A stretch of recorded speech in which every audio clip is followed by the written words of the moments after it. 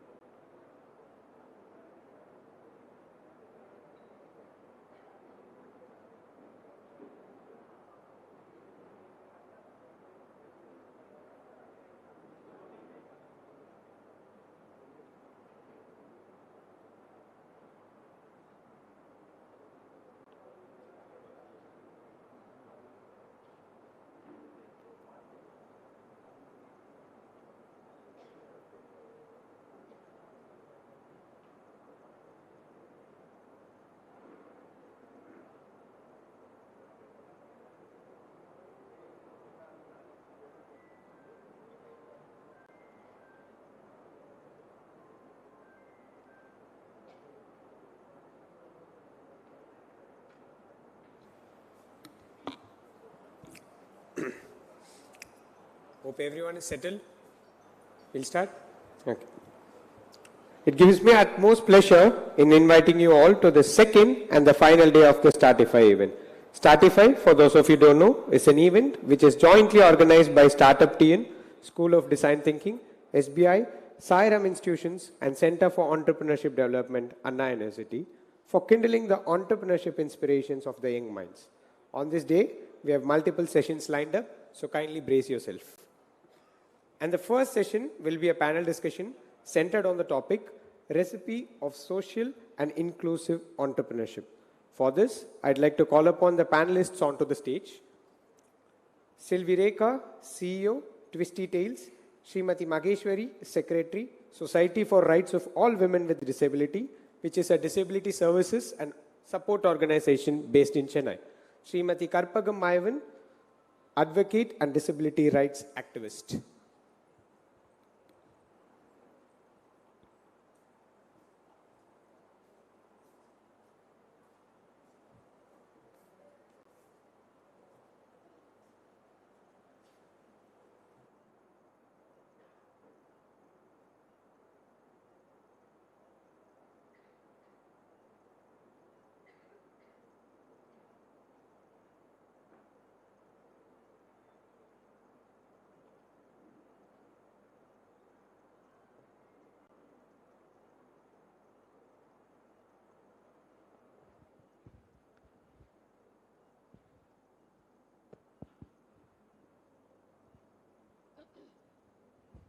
If you're set, you can start, ma'am.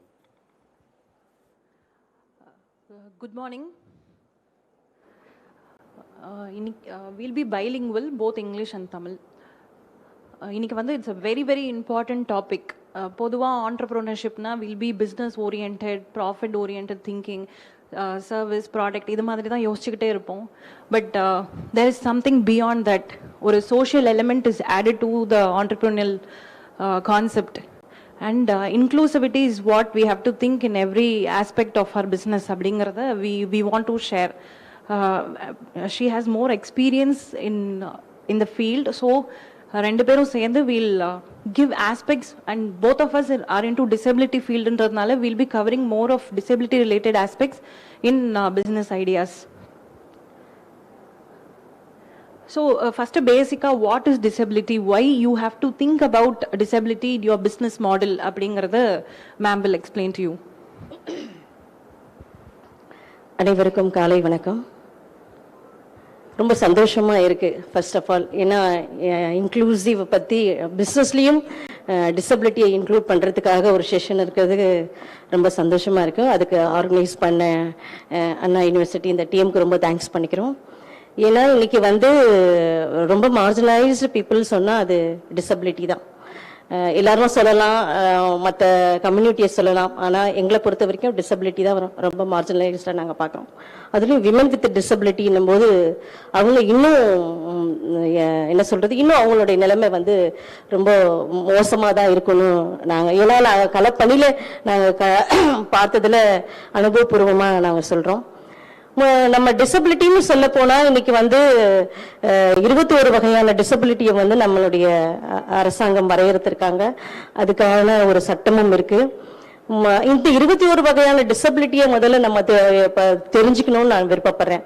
ஏன்னா இன்னைக்கு நம்ம மாற்றுத்திறனாளிகளுக்காக பிசினஸ் பண்ண போறோம், இல்ல மாற்றுத்திறனாளிகளை இன்க்ளூட் பண்ணி நம்ம பிசினஸ் பண்ண போறோம், இல்ல மாற்றுத்திறனாளிகளையும் ஒரு என்டர்பிரனரா உருவாகலாம். இப்படி 3 விதமா இருக்கிறதுனால கண்டிப்பா நம்ம அந்த டிசபிலிட்டியை பத்தி நம்ம தெரிஞ்சுக்கணும். அந்த 21 வகையான டிசபிலிட்டியில எது பெஞ்ச் மார்க் டிசபிலிட்டி, இப்ப கவர்மெண்டால எதெல்லாம் இவங்களுக்காக ஸ்கீம் அலோகேட் பண்றாங்கன்றதையும் நம்ம தெரிஞ்சுக்கணும்னு நினைக்கிறேன். அப்ப இந்த 21 வகையான டிசபிலிட்டியை இன்க்ளூட் பண்ணி தான் எல்லா விதமான திட்டங்களும் அரசாங்கமும் சரி எல்லாமே திட்டங்களும் வரையறுக்கிறாங்க. அப்படி இருக்கும்பொழுது நம்ம மாணவர்கள், நீங்க எல்லாம் இப்போ முடிச்சுட்டு அடுத்த வெளியே போக போறீங்க, இல்ல ஒரு சிலர் படிக்க போறாங்க, இல்ல படிச்சு முடிச்சுட்டவங்களும் இந்த அரங்கத்துல அமர்ந்திருக்கலாம். எல்லாருமே கண்டிப்பா டிசபிலிட்டியை பத்தி தெரிஞ்சுக்கணும். நாங்க அரசாங்கத்துக்கிட்ட வரையறுக்கிறது என்னன்னா, மாணவர்கள் கிட்ட இந்த 21 வகையான மாற்றுத்திறனாளிகளை குறித்த ஒரு கரிக்குலத்தை நீங்க மாணவர்கள் மத்தியில கொண்டு போகணுன்றதான் எங்களுடைய டிமாண்ட்ஸாவும் நாங்க சொல்லிட்டு வரோம். ஏன்னா இன்னைக்கு திட்டங்கள் எல்லாமே வரையறுக்க போறது மாணவ செல்வங்கள் நீங்கள் தான் அடுத்தது வெளியே வந்து ஒரு அரசு அதிகாரியா வரலாம், இல்ல ஒரு ஐஏஎஸ் ஆக வரலாம், எல்லாமே எதுவோ ஒரு அரசா பணியில நீங்க போய் அமரலாம். அப்படி இருக்கும் பொழுது ஒவ்வொரு திட்டத்தை வரையறுக்கும் பொழுதும் இதுல மாற்றுத்திறனாளிகள் இத்தனை வகையான மாற்றுத்திறனாளிகளுக்கு இவங்களுக்கு இந்த மாதிரி தான் நம்ம வரையறுக்கணும், இவங்க இந்த மாதிரியான டிசபிலிட்டி இவங்களுக்கு இப்படி இருந்தாதான் இந்த திட்டத்தை செயல்படுத்த முடியும்ன்றத தெரிஞ்சுக்கிறதுக்கு ஒரு ஒரு வாய்ப்பா இருக்கும்னு நான் நினைக்கிறேன்.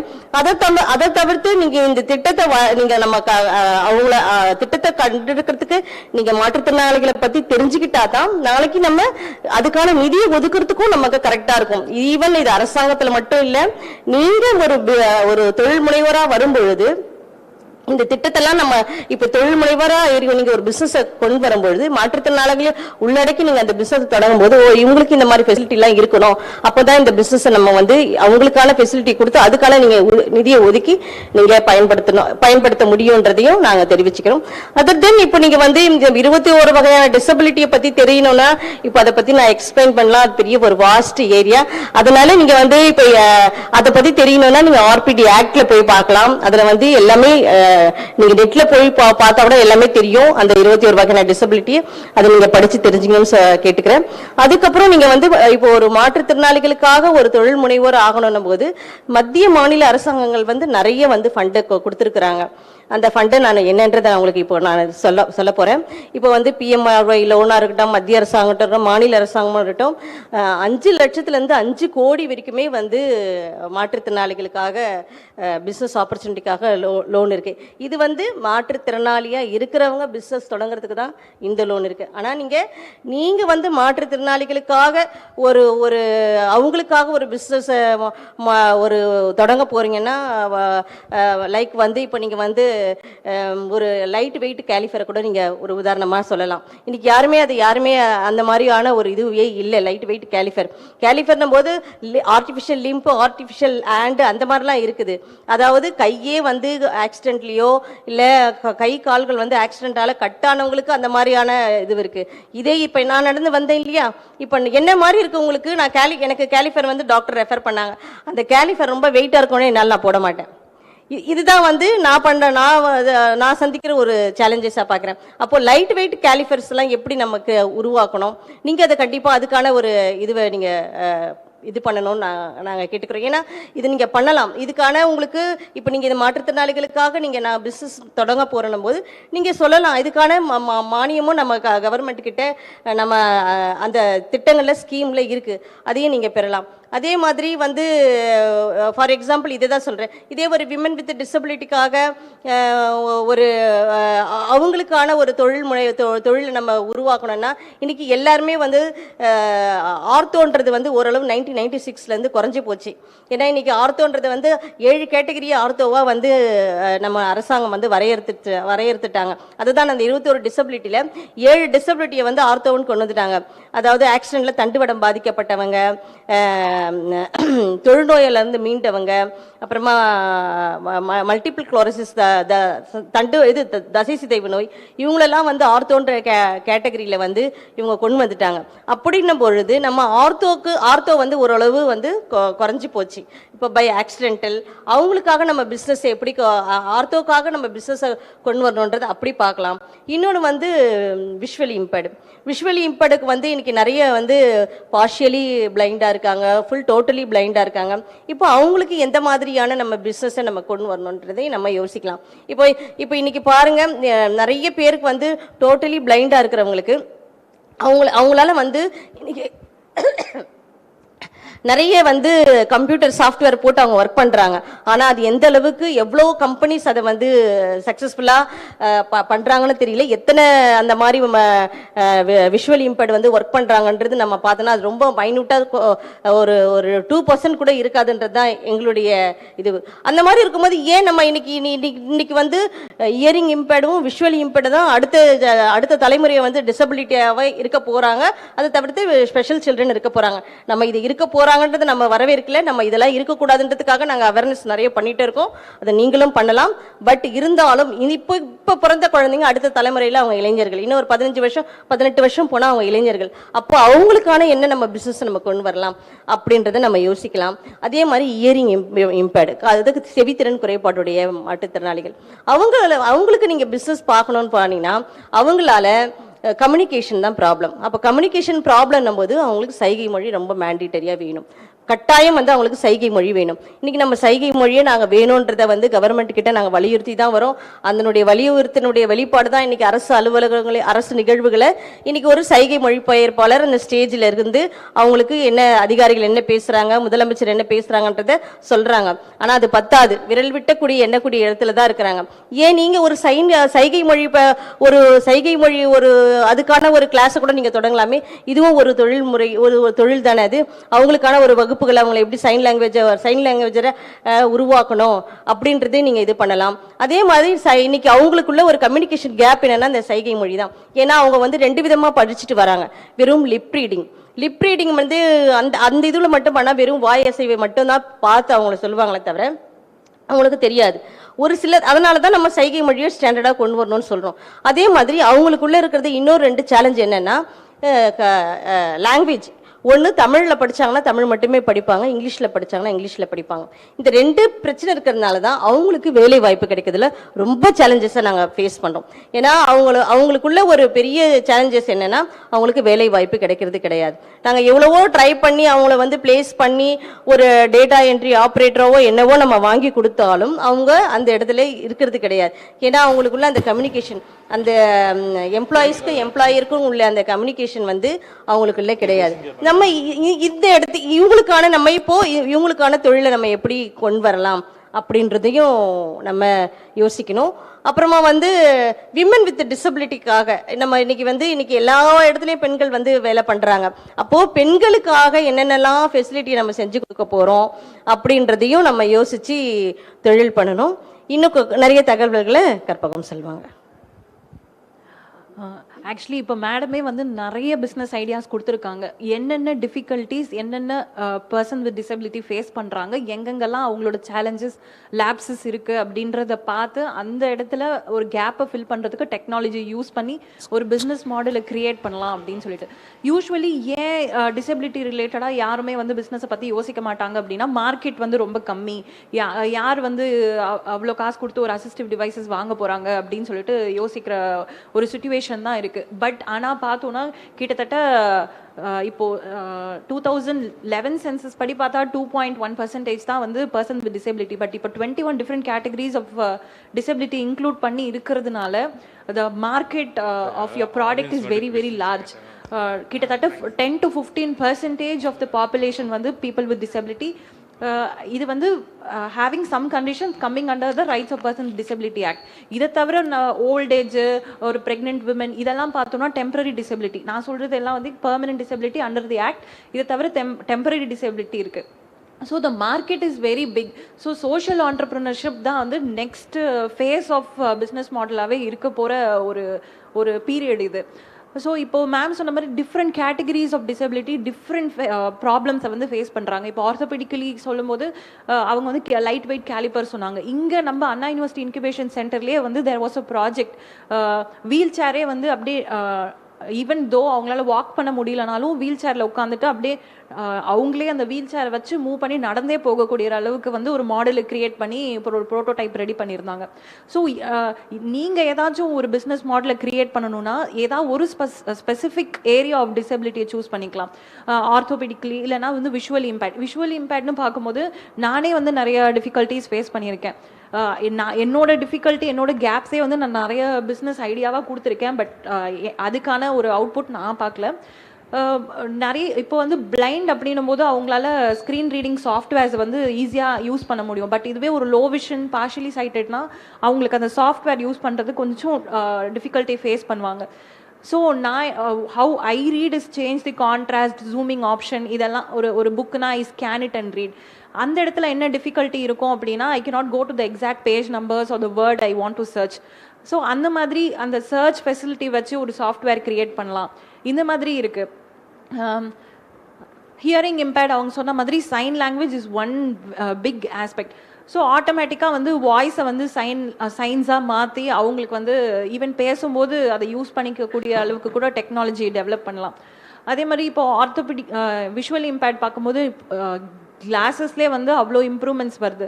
ஸோ ஏதாவது ஒரு ஸ்பெசிஃபிக் ஏரியா ஆஃப் டிசபிலிட்டியை நீங்கள் சூஸ் பண்ணி அந்த இடத்துல you can go approach people. அந்த இடத்துல அவங்க என்ன டிஃபிகல்ட்டி ஃபேஸ் பண்ணுறாங்க, என்ன கேப்ஸ் இருக்குது, அந்த டிஃபிகல்ட்டி இது வரைக்கும் டெக்னாலஜி ஓவர் கம் பண்ணியிருக்காங்களா, அதை ஓவர் கம் பண்ணக்கூடிய அளவுக்கு நம்ம பிஸ்னஸ் ஐடியாவை டெவலப் பண்ண முடியுமா அப்படின்றதெல்லாம் பார்த்து கூட you can have this social aspect in your business idea.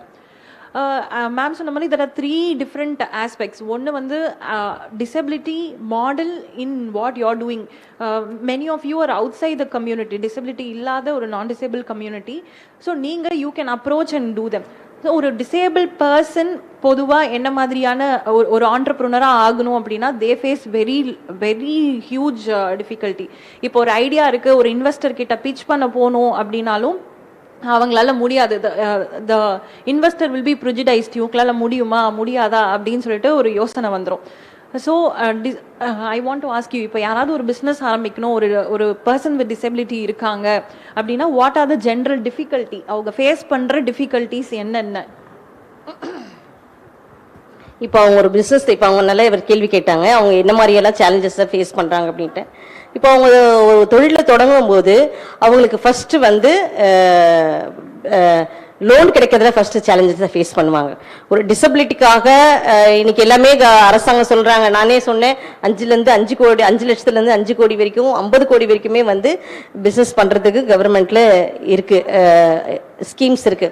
But அந்த ஸ்கீம்ஸை முதல்ல பேஸ் பண்ணி அவங்க போகும்பொழுது ஃபர்ஸ்ட் அவங்கள ஒரு பிஸ்னஸை தொடங்க போறோம் போது அவங்கள மோட்டிவேட் பண்ணணும். அந்த இடத்துலயே வந்து அவங்கள முதல் டீமோட்டிவ் பண்ணக்கூடாது. அந்த ஒரு சேலஞ்சஸ் ஃபர்ஸ்ட் ஃபேஸ் பண்றாங்க. அதுக்கப்புறம் இதையெல்லாம் கடந்துட்டு இல்லை நான் பண்ண போறேன்றத அவங்க ப்ராஜெக்டா போட்டு கவர்மெண்ட் கிட்ட போகும்போது அந்த ஃபண்டுக்காக நிதி பெறுவதில் அவங்க நிறைய சிக்கலை சந்திக்கிறாங்க. அப்படியே நிதியை பெற்று அவங்க வந்து அந்த அதை இது பண்ணிட்டு அவங்க தொழிலை முன்னேறி வர்றது வந்து இன்னைக்கு ரொம்ப அது வந்து பெரிய ஒரு வரப்பிரசாதமா தான் நான் நினைக்கிறேன். கற்பகம். ஸோ மேம் சொன்ன மாதிரி ஃபண்டிங் டிஃபிகல்ட்டி, ஐடியாஸ் பிச் பண்ணுறது, நிறைய பேருக்கு இன்க்யூபேஷன் சென்டர் இருக்கிறது, அந்த இடத்துல ஒரு மென்டாரிங்கோ இல்லைனா ரிசோர்ஸஸ் ப்ரொவைட் பண்ணுறதை பற்றியோ வந்து அவேர்னஸ் கிடையாது. இந்த ஈவன் கவர்மெண்ட்ல லோன்ஸ் வாங்கணும், ஃபண்ட்ஸ் வாங்கணும்னாலும் they face lot of difficulties. இன்னொரு ஆஸ்பெக்டில் ஒரு சோஷியல் எலமெண்ட்டை வந்து உங்களோட பிஸ்னஸில் இன்க்ளூட் பண்ணணும் அப்படின்னு நினச்சிங்கன்னா making your environment, working space வந்து இன்க்ளூசிவ் ஆக்குறது. எல்லாருமே பிஸ்னஸ் ஆரம்பிச்சிருவோம், எல்லாமே வந்து ஒரு ப்ராடக்டோ ஒரு சர்வீஸோ வந்து ஒரு ப்ராஃபிட்காக கொடுத்துட்டு இருப்போம். பட் இந்த ப்ராசஸில் எப்படி இன்க்ளூசிவ் ஆக்க முடியும் அப்படின்னு பார்த்தீங்கன்னா, including some one with disability in your work force. ஒரு ஐடியா இருக்கும், அவங்களால அடுத்து எதுவுமே பண்ண முடியாது, but they can assist you in your business அப்படின்னும் போது அந்த இடத்துல நீங்கள் எப்படி உங்களோட ஒர்க்கிங் ஸ்பேஸ் ஆக்சசபிள் ஆக்க முடியும், எப்படி அவங்களுக்கு ஒரு ரீசனபிள் அகாமடேஷன் கொடுக்க முடியும். ஃபார் எக்ஸாம்பிள் ஒரு சைன் லாங்குவேஜ் இன்டர்பிரிட்டர் ப்ரொவைட் பண்ணுறது, ஸ்க்ரீன் ரீடிங் சாஃப்ட்வேர் ப்ரொவைட் பண்ணுறது, மேக்கிங் த பில்டிங் ஆக்சசபிள். ஒரு ஆஃபீஸ் ஓப்பன் பண்ணுறீங்க, அந்த இடத்துல வந்து ஒரு பில்டிங் எப்படி ஆக்சசபிளாக வச்சுக்க முடியும். அண்ட் ஈவன் ஆர்பிடி ஆக்டுக்கு கீழே 5% of more than your working force is person with disability அப்படின்னா டேக்ஸ் எக்ஸம்ஷன்ஸ்லாம் கூட கவர்மெண்ட் இஸ் ப்ரொவைடிங். அதெல்லாம் எப்படி அவைல் பண்ணுறது? ஸோ இந்த மாதிரி தான் வந்து we have to make the working space inclusive as well as your business and product inclusive. நிறைய வந்து டிசபிலிட்டி பேஸ் பண்ணின ஆண்டர்ப்ரனர்ஸே இருக்காங்க. என்ன பண்ணுறாங்க அப்படின்னா, அவங்களுக்கு ஒரு ப்ராப்ளம் இருக்கா, அதை ஃபேஸ் பண்ணுறாங்களா, இந்த ப்ராப்ளம் ஓவர் கம் பண்ணுறதுக்கு அவங்களே ஒரு பிஸ்னஸ் மாடலை டெவலப் பண்ணிட்டு அதை ஒரு ப்ராடக்டாக போட்டு ஒரு ஆண்டர்ப்ரனர் ஆகுறாங்க. ஃபார் எக்ஸாம்பிள் சைமன் ஜார்ஜ் அப்படின்னு சொல்லிட்டு கேரளாவில் ஒரு ஆண்டர்ப்ரனர் இருந்தார். அவருக்கு ட்ராவலிங் ரொம்ப பிடிக்கும் அப்படின்னு சொல்லிட்டு, பட் ஆனால் ரொம்ப ஆக்சசபிளான ட்ராவல் கம்பெனிஸ் வந்து இந்தியாவில் எதுவுமே கிடையாது. ஸோ ஒரு ஸ்பெஷல் ஹாலிடே ட்ராவல் பேக்கேஜ்னு சொல்லிட்டு அவரே வந்து ஒரு பிஸ்னஸ் மாடலை கிரியேட் பண்ணி யார் யாருக்கெல்லாம் வந்து டிஃபிகல்ட்டி இன் ட்ராவலிங் இருக்கோ, ஆக்சசபிலிட்டி ப்ராப்ளம்ஸ் இருக்கோ, அவங்களுக்கெல்லாம் எப்படி ட்ராவலை வந்து ஈஸியாக்க முடியும் அப்படின்னு சொல்லிட்டு பார்த்து ஒரு பிஸ்னஸ் மாடலை டெவலப் பண்ணுறாரு. பொதுவாக இந்த மாதிரி டிஃபிகல்ட்டிஸ் ஃபேஸ் பண்ணுறவங்க தான் அந்த டிஃபிகல்ட்டிக்கு ஒரு சொல்யூஷன் கண்டுபிடிச்சி அதை பிஸ்னஸ் மாடலாக மாற்றுறாங்க. பட் அவுட் சைட் த கம்யூனிட்டியும் அந்த ஐடியாவை கேட்டு அதை பிஸ்னஸ் மாடலாக தாராளமாக மாற்ற முடியும். அண்ட் பிஸ்னஸ் மாடல் அப்படின்னு பார்க்கும்போது வெறும் ஒரு லிமிடெட் லைபிலிட்டி கம்பெனி அப்படின்றது மட்டும் தான் நம்ம மைண்டில் வரும். But there are various business model. ப்ரொப்ரைட்டர்ஷிப்பில் ஆரம்பித்து லிமிடெட் லைபிலிட்டி கம்பெனி வரைக்கும் நிறைய பிஸ்னஸ் மாடல்ஸ் இருக்குது. அண்ட் சோஷியல் ஆண்டர்ப்ரனர்ஷிப்பை பொறுத்த வரைக்கும் செக்ஷன் 8 கம்பெனிஸ் இருக்குது. அண்ட் என்ஜிஓஸ் வந்து பொதுவாக நம்ம வந்து சேரிட்டி மாடலாக தான் பார்ப்போம். பட் நிறைய பேர் வந்து ஒரு பிஸ்னஸ் ஐடியாவே வந்து என்ஜிஓ மாடலில் கூட பண்ணுறாங்க. ஸோ ஒரு என்ஜிஓட ஒர்க்கிங், அதோட ஃபங்க்ஷன்ஸ், எப்படி ஒரு பிஸ்னஸ் ஐடியாவை என்ஜிஓவாக கொண்டு மாற்ற முடியும், அண்ட் ஃபண்டிங்கெல்லாம் எப்படி ஒரு என்ஜிஓக்கு வாங்க முடியும் அப்படின்னு சொல்லிட்டு கொஞ்சம் சொல்ல முடியுமா? பிஸ்னஸை பற்றி அவங்க இப்போ சொன்னாங்க இல்லையா, இப்போ கேரளாவில் ஒரு இளைஞர் வந்து ட்ராவலையே ஒரு பிஸ்னஸாக கொண்டாங்கன்னு கற்பகம் சொன்னாங்க. அதை மாதிரி இப்போ நாங்கள் ஒரு 28 பேருக்கு வந்து நாங்கள் வந்து எக்ஸ்க்ளூசிவாக விமன் வித் டிசபிலிட்டிக்காக ஒர்க் பண்ணியிருக்கோம். தமிழ்நாடு முழுவதும் நாங்கள் ஒர்க் பண்ணிட்டு இருக்கோம். அதில் வந்து 28 பெண்களுக்கு வந்து ஒரு பங்கர் ஷாப், ஆவின் பங்க் ஒன்று வச்சு கொடுத்துருக்கோம். இப்போ எல்லா இடத்துலையும் நீங்கள் பார்க்கலாம் ஆவின் பாலகம்ன்ற மாதிரி, அந்த மாதிரி ஒரு பாலகத்தை நாங்கள் அமைச்சு கொடுத்தோம். இதுலேயே வந்து ஐஐடியிலேருந்து கூட எங்ககிட்ட இருந்து வந்து அப்ரோச் பண்ணாங்க. இந்த மாதிரி இல்லை, நீங்கள் எங்களுக்கு ஒரு பங்கு, எங்களுக்கு ஒரு ஆப்பர்ச்சுனிட்டி கொடுங்க. நாங்கள் வந்து இப்போ எல்லாமே ப்ரெஸ் பண்ணாலுமே அந்த ஸ்நாக்ஸ்லாம் வரும் இல்லைங்களா, அந்த மாதிரியானதை நாங்கள் உங்களுக்கு ஒரு மாடலாக நாங்கள் அதை கொண்டு வந்து நாங்கள் வந்து ஒரு இன்ட்ரடியூஸ் பண்ணணும் அதுக்காக அப்படின்னு கேட்டுட்டு இருக்காங்க. அதனால அதுக்கான ஒரு பேச்சுவார்த்தை போயிட்டு இருக்கு எங்களுக்கும் அவங்களுக்கும். அது வந்துட்டா இன்னும் நல்ல பெரிய விஷயமா தான் இருக்கும். ஏன்னு வச்சுக்கீங்களேன், நம்ம வந்து ரொம்ப பெருசா பண்ணலனாலும் இன்னைக்கு 28 ஒரு டிசபிலிட்டி ஃபேமிலி வந்து இன்னைக்கு ஒரு நாளைக்கு அந்த 28 பேர்ல ரொம்ப சக்சஸ் ஸ்டோரியா வந்து புழல்ல இருக்க ஒரு டிசபிலிட்டி கப்புள்ஸ் வந்து டெய்லி ஒரு 3000 சம்பாதிக்கிறாங்க. எல்லாம் போய் ஒரு நாளைக்கு 3000 சம்பாதிக்கிறது பெரிய விஷயம். அது வந்து ஒரு மந்த்லி வந்து ஒரு அப்படி பார்க்க போனா 3000 மந்த்லின்னும் போது 90,000 வருது. அவ்வளோ கூட தெரியல. ஏன்னா வீக்லி 5 டேஸ்னா கூட 2 டேஸ்னாலும் 22 டேஸ்னாலுமே அது அவங்களுக்கு ஒரு பெரிய பிக் மணி தான். இந்த மாதிரி இப்படி கூட நாங்கள் யோசிச்சு ஒரு என்ஜிஓ மூலயமா நான் அவங்களுக்கு இது பண்ணி நாங்கள் அவங்களுக்கு ஒரு வாய்ப்பு, ஒரு பிசினஸ் ஆப்பர்ச்சுனிட்டி ஏற்படுத்தி கொடுத்தோம். இப்போ என்ஜிஓன்னு கற்பகம் மேடம் சொன்னாங்க இல்லையா, இப்போ என்ஜிஓன்றது வந்து டிசபிலிட்டிக்காகன்னு பார்த்து போனீங்கன்னா நாங்கள் 21 வகையான டிசபிலிட்டியை இன்க்ளூட் பண்ணி தான் நாங்கள் வந்து சொசைட்டி ஆக்ட் கீழே பதிவு பண்ணி ஒர்க் பண்ணிட்டு இருக்கோம். ஈவன் நாங்கள் தமிழ்நாடு ஃபுல்லாகவே எல்லாருமே இருக்கிற எல்லா மாற்றுத்திறன் பெண்களுக்காகவும், விமன் வித் டிசபிலிட்டிக்காகவும், கேர்ள் சில்ட்ரனுக்காகவும், டிசேபிள் கேர்ள் சில்ட்ரனுக்காகவும் நாங்கள் ஒர்க் பண்ணிட்டு இருக்கோம். இதில் என்னென்னா அவங்களுக்காக நாங்கள் எஜுகேஷன் சப்போர்ட் பண்ணிட்டு இருக்கோம். அவங்களுக்கு first of all livelihood training, அவங்க வந்து எப்படி சொந்த காலில் பெண்கள் வந்து அவங்க நின்று எப்படி அவங்க சம்பாதிக்கணும் அப்படின்றத மட்டும் நாங்கள் அவங்களுக்கு சொல்லித்தரோம். அதை தென் அவங்களுக்கு லீடர்ஷிப் ட்ரைனிங், ஒரு எப்படி அவங்க வந்து அவங்க பிரச்சனைகளை அவங்களும் எப்படி ஃபேஸ் பண்ணிக்கணும். இன்னைக்கு இப்போ பெண்கள்னாலுமே பிரச்சனை, அதுவும் விமன் டிசேபிள் விமன்னும் போது கூடுதல் பிரச்சனை. அவங்க பிரச்சனைகளை எப்படி நீங்கள் ஓவர் கம் பண்ணி வரணும், உங்களுடைய ஸ்கீம்ஸை எப்படி நீங்கள் பெறணும் கவர்மெண்ட் கிட்டன்ற அந்த ஒரு மாதிரியான இதுவை தான் நாங்கள் இது பண்ணிட்டு இருக்கோம். இப்போ என்ஜிஓ மாடல்னும் போது அதில் வந்து பிஸ்னஸ் ஆப்பர்ச்சுனிட்டினும் போது என்ஜிஓ மாடலில் வந்து நம்ம பிஸ்னஸ் பண்ணவே முடியாது. ஏன்னா அது வந்து ஒரு சேரிட்டி. என்ஜிஓ வந்து பிஸ்னஸ் பண்ணிட்டோம்னா அது பெரிய அது வந்து ஐடியில் வந்து பிரச்சனைகளே ஆகிடும். அதனால நம்ம வந்து ட்ரைனிங்கு கொடுக்கலாம், பட் வந்து அவங்களுக்கு மார்க்கெட்டிங் லிங்கேஜ் ஏற்படுத்தி கொடுக்கலாம். இப்போ அவங்களுக்கு இப்போ நாங்கள் வந்து எல்லா விதமான ட்ரைனிங்கும் இங்கே கொடுக்குறோம். சென்னையில் தான் எங்களுக்கு ஆழ்வார்பேட்டையில் தான் எங்களுடைய ஹெட் ஆஃபீஸ் இருக்குது. ஈவன் போயஸ் கார்டனுக்கு பேக் சைடில் வரும் எங்கள் ஆஃபீஸு. இது வந்து எங்களுடைய பேட்ரான் வந்து ஃபார்மர் பிரசிடென்ட் ஆர்வி வெங்கட்ராமனுடைய டாட்டர் பத்மா வெங்கட்ராமன், அவங்க தான் எங்களுடைய பேட்ரான். அவங்களுடைய கைடன்ஸில் தான் நாங்கள் ஒர்க் பண்ணிகிட்ருக்கோம். இதில் எங்களுக்கு இங்கே இதுதான் ஹெட் ஆஃபீஸ்ன்றதுனால எல்லா விதமான ட்ரைனிங்கும் நாங்கள் இங்கே கொடுப்போம். அதாவது ஜூட் பேக்லேருந்து ஜூட்டில் என்னென்னலாம் இன்றைக்கி பண்ண முடியுமோ, ஈக்கோ ஃப்ரெண்ட்லியாக நம்ம என்ன பண்ண முடியுமோ ஜூட்டில் எல்லாமே அவங்களுக்கு ட்ரைன் பண்ணிடும். பேப்பர் ப்ராடக்ட், பிளாஸ்டிக் நம்ம பிளாஸ்டிக் வேண்டான்னு சொல்றதுனால பேப்பர் ப்ராடக்ட்ல அதே மாதிரி பண்ணிட்டு இருக்கோம். பேசிக் டெய்லரிங்லேருந்து அட்வான்ஸ் ஃபேஷன் டிசைனிங் ட்ரைனிங் வரைக்கும் அவங்களுக்கு நாங்கள் சொல்லி கொடுத்துட்டு இருக்கோம்.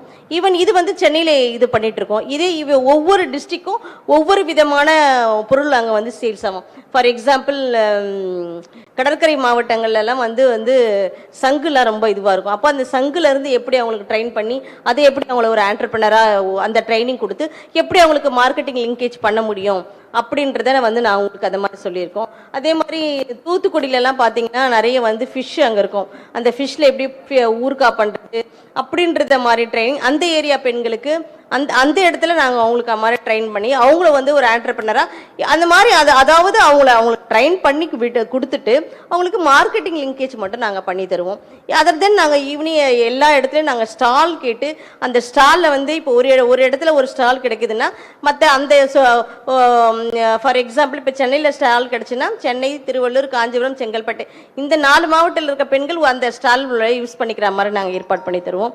அந்த மாதிரி அந்தந்த இடத்துல கிடைக்கிற அந்த ஸ்டால்ஸ் வந்து வந்து அவங்களுக்கு இது பண்ணுவோம். அதனால என்ஜிஓ வந்து நீங்கள் தாராளமாக என்ஜிஓ பண்ணலாம். பட் ஆனால் இது வந்து நம்ம பிஸ்னஸ் மாடலாக பண்ண முடியாது. அவங்களுக்கு ட்ரைனிங்க்கு வந்து நீங்கள் ஃபண்டு கேட்கலாம். சிஎஸ்ஆர் ஃபண்டில் இந்த மாதிரி நாங்கள் ட்ரைனிங் கொடுக்க போகிறோன்ட்டு அதை நீங்கள் சிஎஸ்ஆரில் வந்து ப்ராஜெக்ட் எழுதி நீங்கள் அந்த மாதிரி பண்ணலாமே தவிர அது பிஸ்னஸாக பண்ண முடியாது. நீங்கள் பிஸ்னஸ் பண்ணணும், அவங்களுக்கு ட்ரெயின் பண்ணிவிட்டு அவங்கள நம்மக்கிட்ட ட்ரெயின் ஆகி போகிற பீப்புள்ஸ்க்கு நம்ம மார்க்கெட்டிங் லிங்கேஜ் பண்ணி கொடுக்கலாம். அதனால இது வந்து நம்ம எல்லாருமே வந்து நம்ம இனி வரும் காலங்களில் மாற்றுத்திறனாளிகளே உள்ளடக்கிய சமுதாயம் தான் வரப்போகுது. அதனால அவங்கள நீங்கள் மைனூட்டாக நீங்கள் அவங்கள மனசில் வச்சு அவங்களுக்கான திட்டங்களையும் சரி எந்த தொழில் பண்ணாலும் நீங்கள் அவங்கள மனசில் வச்சு தான் பண்ணணும்னு கேட்டுக்கிறோம். ஸோ மேம் சொன்ன மாதிரி ஒரு பிஸ்னஸ் ஐடியா இருக்குது, பட் ஆனால் எனக்கு ப்ராஃபிட் மோட்டிவ் கிடையாது, பட் ஆனால் என்னோட இம்பேக்ட் வந்து பெருசாக இருக்கணும் அப்படின்னும் போது நீங்கள் என்ஜிஓ மாடலில் வந்து ஆப் பண்ணிக்கலாம், சொசைட்டியாக ரெஜிஸ்டர் பண்ணிக்கலாம், இல்லை ட்ரஸ்ட்டாக ரெஜிஸ்டர் பண்ணிக்கலாம். இல்லை ஸோ உங்களுக்கு ஃபண்டிங் அவென்யூஸ் வந்து பெருசாக ஓப்பன் ஆகும். ஏன்னா இப்போ ஒரு சோஷியல் ஆண்டர்ப்ரனர் நான் லிமிடெட் லைபிலிட்டி கம்பெனியாக போகிறேன் அப்படின்னா வந்து ஒரு விசி ஃபண்டிங் வந்து கிடைக்கிறது வந்து ரொம்ப கஷ்டம். ஏன்னா வந்து எந்த அளவுக்கு ப்ராஃபிட் இருக்குது அப்படின்றத பார்த்து தான் வந்து ஃபண்டிங் பண்ணுவாங்க. பட் எனக்கு இம்பேக்ட் தான் முக்கியம் அப்படின்னும் போது நீங்கள் என்ஜிஓ மாடலில் போகும்போது ஃபண்டிங் வந்து வெரி பிக் அவென்யூ.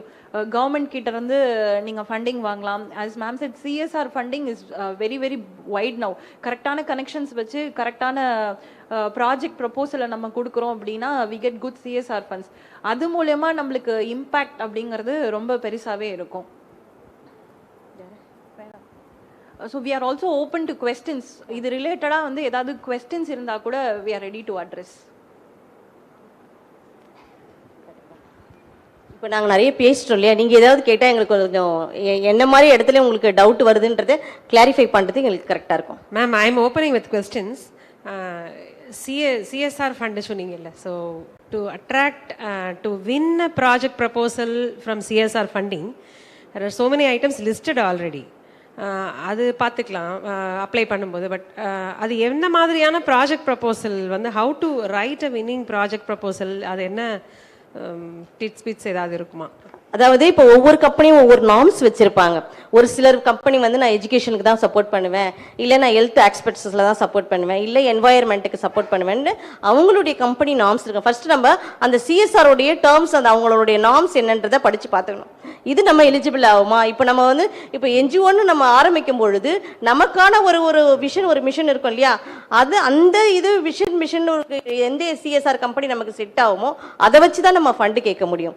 மற்றபடி எல்லாமே பொதுவாக கேட்ட முடியாது. நம்ம ரிஜிஸ்டர் பண்ணும் பொழுது இல்லை நான் இந்த இடத்துலலாம் நாங்கள் என்ன எக்ஸ்க்ளூசிவாக விமன் வித் டிசபிலிட்டிக்காக தான் ஒர்க் பண்ண போகிறோம் போது நாங்கள் விமனுடைய education, health, livelihood, assistive devices எல்லாமே நாங்கள் அது வந்து எங்களுடைய பைலால இருக்கும். அப்போ எங்கள் பைலால நாங்கள் என்னமெல்லாம் ஒர்க் பண்ண போகிறோம் போது அப்போ விமன் டிசேபிள் விமனுக்காக எந்த கம்பெனிஸ் வந்து லைவ்லிஹுட் ட்ரைனிங் கொடுக்கறதுக்கு வில்லிங்காக இருக்கான், இல்லை எஜுகேஷன் டிசேபிள் ஸ்டூடெண்ட்டுக்கு வந்து எஜுகேஷன் சப்போர்ட் பண்ணுறதுக்கு எந்த சிஎஸ்ஆர் வந்து வில்லிங்காக இருக்கிறான்றதை நம்ம ஐடென்டிஃபை பண்ணி அதை பேஸ் பண்ணி தான் நம்மளுடைய ப்ராஜெக்ட் எழுதணும்.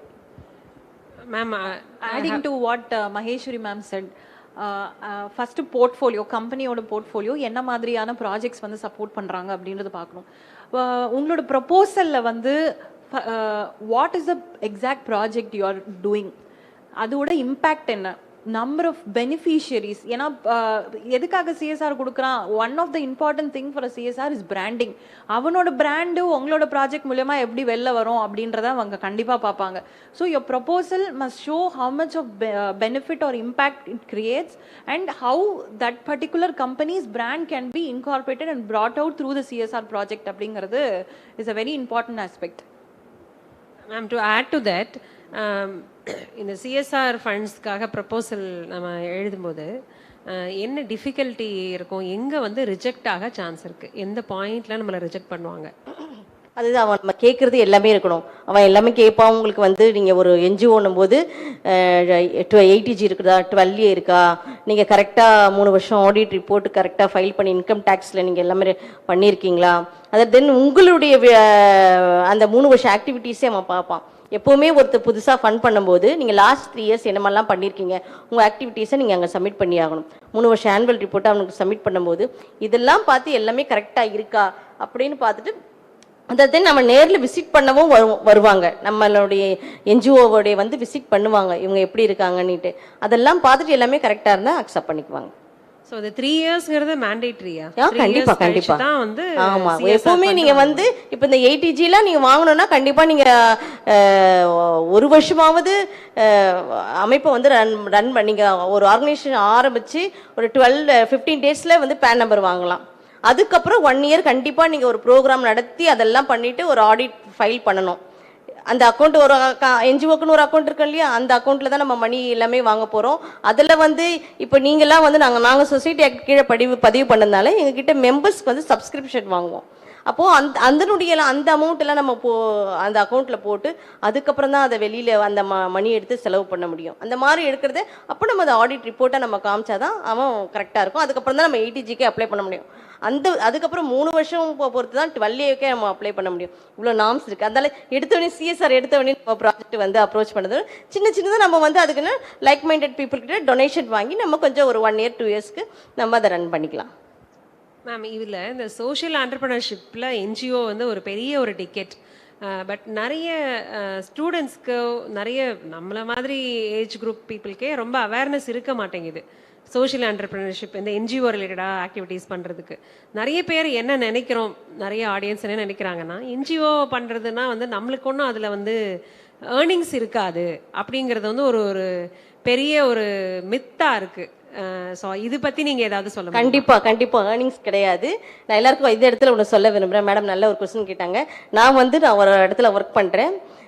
நியூஸ் 7 தமிழ் சேனலில் நான் வந்து சீனியர் அவுட்புட் எடிட்டர், வெளியீட்டு ஆசிரியர்.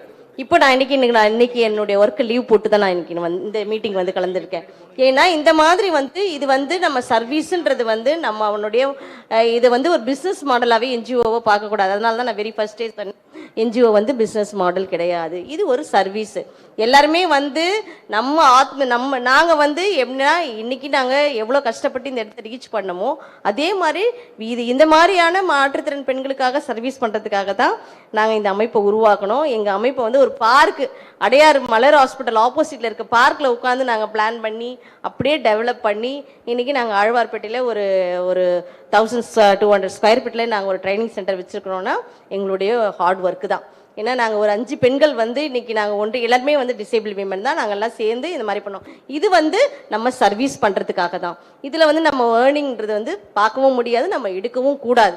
ஆஸ்பர் அதாவது வந்து அஃபென்ஸ் ஆகிடும். ஏன்னா நம்ம வந்து பொறுப்பில் இருக்கவங்க சைனிங் அத்தாரிட்டி கண்டிப்பாக எப்போவுமே வந்து நம்ம அதில் வந்து சேலரியே எடுக்கக்கூடாது. அதுதான் வந்து நார்ம்ஸு. அதர் தென் நீங்கள் வந்து ஒரு ட்ராவல் நீங்கள் நான் இந்த இடத்துக்கு போகிறேன் ஆனரேரியம் மாதிரி ட்ராவல் மட்டும் எடுத்துக்கலாமே தவிர சேலரியாகவே எடுக்கக்கூடாது. அதுதான் வந்து என்ஜிஓனுடைய இதுவு. ட்ரஸ்ட்லேயுமே அதுதான். நம்ம என்ன வச்சுக்கோங்களேன், நம்ம அந்த மாதிரி எடுத்துட்டோம்னா அது கரெக்டாக இருக்கு. நம்ம இன்கம் டேக்ஸில் அவன் வெரிஃபிகேஷன் பண்ணும்போது இவங்க தானே சைனிங் அத்தாரிட்டி, இவங்களுக்கு வந்து எடுத்திருக்காங்களே அப்படின்ற மாதிரி ஆகும். அதனால தான் நான் சொன்னேன், இது வந்து பிஸ்னஸ் மாடல் கிடையாது. என்ஜிஓன்றது வந்து சர்வீஸ். நம்ம மக்களுக்காக, நம்மளை சுற்றி இருக்க மக்களுக்காக நம்ம சர்வீஸ் பண்ண போகிற ஒரு ஏரியா. நீங்கள் நான் அதை சொல்ல மறந்துட்டேன். நம்ம சிஎஸ்ஆர் வந்தபோது மேடம் நல்லா சொன்னாங்க, அவனுடைய பிராண்ட் வெளியே வரதுக்காக அவன் ஃபண்ட் பண்ணுவானோ. ஒரு சிலர் என்ன பண்ண கம்யூனிட்டி, அந்த கம்யூனிட்டியும் டெவலப் ஆகணுன்றதுக்காகவும் ஃபண்ட் பண்ணுவான். இந்த மாதிரி 2 இது இருக்குது. அதனால் என்ஜிஓலேருந்து வந்து சேலரின்றது வந்து நாட் பாசிபிள். வேறு ஏதாவது? ஓகே.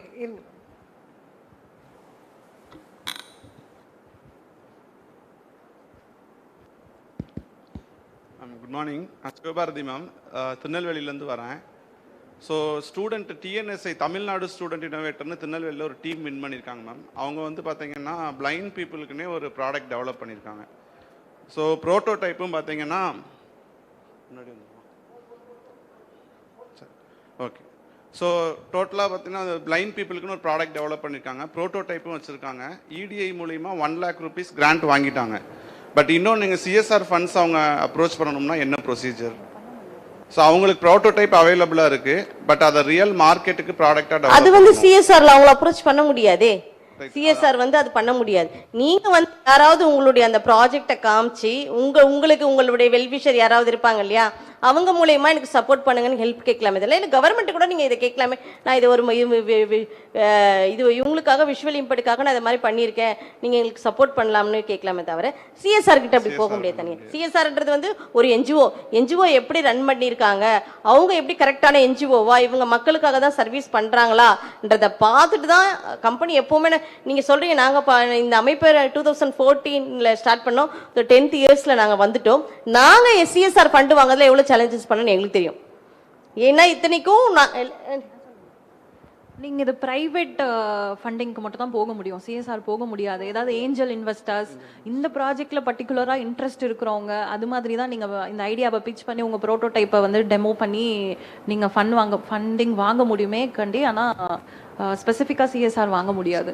அப்படி பிரைவேட் ஃபண்டிங்ஸ்னா எங்கெல்லாம் மேம் அப்ரோச் பண்ணலாம்? அந்த மாதிரி அது நீங்கள் இன்குபேஷன் சென்டர்ஸ்க்கு போனீங்கனாலே அவங்களே உங்களை கனெக்ட் பண்ணி விடுவாங்க, நீங்கள் தான் நெட்வொர்க்கை பிடிக்கணும். Right, okay okay, thank you. Thank you sir for posting the question. I hope everyone here found this panel discussion to be useful. Pretty much an amateur could have got some clarity from these people speaking. Now I request Dr. G.S. Mahalakshmi ma'am to present the panelists on the dais with a memento. One more question. Ma'am, kindly make it short and to the point, please. Ma'am, as a food technologist, எங்ககிட்ட பார்த்தீங்கன்னா innovative food items இருக்குது ma'am. Like fortified ஃபுட்ஸாக இருக்கட்டும், இல்லை meet alternative ஃபுட்ஸாக இருக்கட்டும். அது வந்து பார்த்தீங்கன்னா எப்படி மேம் கிரேட் அவுட்ரீச் கொண்டு வர்றது, எந்த மாதிரி இன்வெஸ்டர்ஸ் கிட்ட வந்து எந்த மாதிரி ப்ரொபோசல் வந்துட்டு கொடுக்கறது மேம்? நீங்க வந்து இப்ப ப்ரொபோசல் கொடுக்கணும்னு கேக்குறீங்க. மேம் அதுதான்ப்பா, நீங்க ஸ்டூடெண்ட்ன்ற போது நீங்க வந்து ப்ரொபோசலை வந்து இப்ப நீங்க என்ன பண்ண போறீங்கன்றத வந்து ப்ராஜெக்டா எழுதி ப்ரொபோசல் கொடுத்துக்கலாம். ஆனா எங்க கொடுக்க போறீங்க? கம்பெனிஸ் கிட்ட நீங்க அப்ரோச் பண்ண முடியாது இல்லையா? அதான் மேம், எந்த மாதிரி இன்வெஸ்டர்ஸ் வந்துட்டு பிடிச்ச ப்ரொபோசல் கொடுக்குறதுன்னு நான் கேட்குறேன் ma'am. Food related manufacturing companies, preservative related company, நம்மளுக்கே பிராண்ட்ஸ் நிறைய தெரியும்ல, ஆச்சி, சக்தி மசாலா, லைக் அது மாதிரி ஃபுட்டு டெக்னாலஜியில் இன்வெஸ்ட் பண்ணுற கம்பெனிஸ் தான் நீங்கள் அப்ரோச் பண்ண முடியும். Okay ma'am. இப்போ அதாவது ஒரு ஸ்டூடெண்ட்டாக இப்போ நீங்கள் வந்து ஸ்டூடெண்ட்டாக தானே பண்ணுறீங்க, இந்த மாதிரி நாங்கள் பண்ணுறோம், நீங்கள் எங்களுக்கு ஒரு ஆப்பர்ச்சுனிட்டி கொடுங்க, நீங்கள் தான் அப்படி போய் அப்படி கேட்கலாமே தவிர சிஎஸ்ஆரில் பண்ணுறதுக்கு இல்லை. இல்லைன்னா நீங்கள் வந்து கவர்மெண்ட் கிட்ட கூட கேட்குறதுக்கு நம்ம காலேஜ் வழியாக கூட நீங்கள் போய் அப்படி கேட்கலாம். இல்லை இந்த மாதிரி எனக்கு ஒரு ஆப்பர்ச்சுனிட்டி கொடுங்க அப்படின்னு கேட்கலாம். பர்டிகுலராக நீங்கள் வந்து இந்த மாதிரி ஃபுட் மேனுஃபேக்சர் பண்ணுற கம்பெனியை கேட்டால் தான் அது கரெக்டாக இருக்கும்னு. சிஎஸ்ஆர் மூலமா சிஎஸ்ஆரில் வராதுப்பா. சிஎஸ்ஆர்ன்றது வந்து என்ஜிஓ வழியாக போகிறது தான்ப்பா. Okay okay, thank you ma'am, thank you.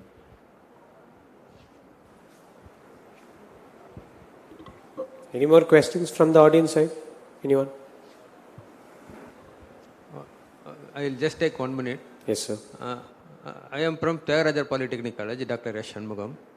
We have developed 3 products for disabled persons. One is called smart wheelchair for disabled person, which can operate on a voice controlled mobile application basis, forward, reverse, side, left, all those things. Second one is staircase climbing wheelchair. It will climb staircase.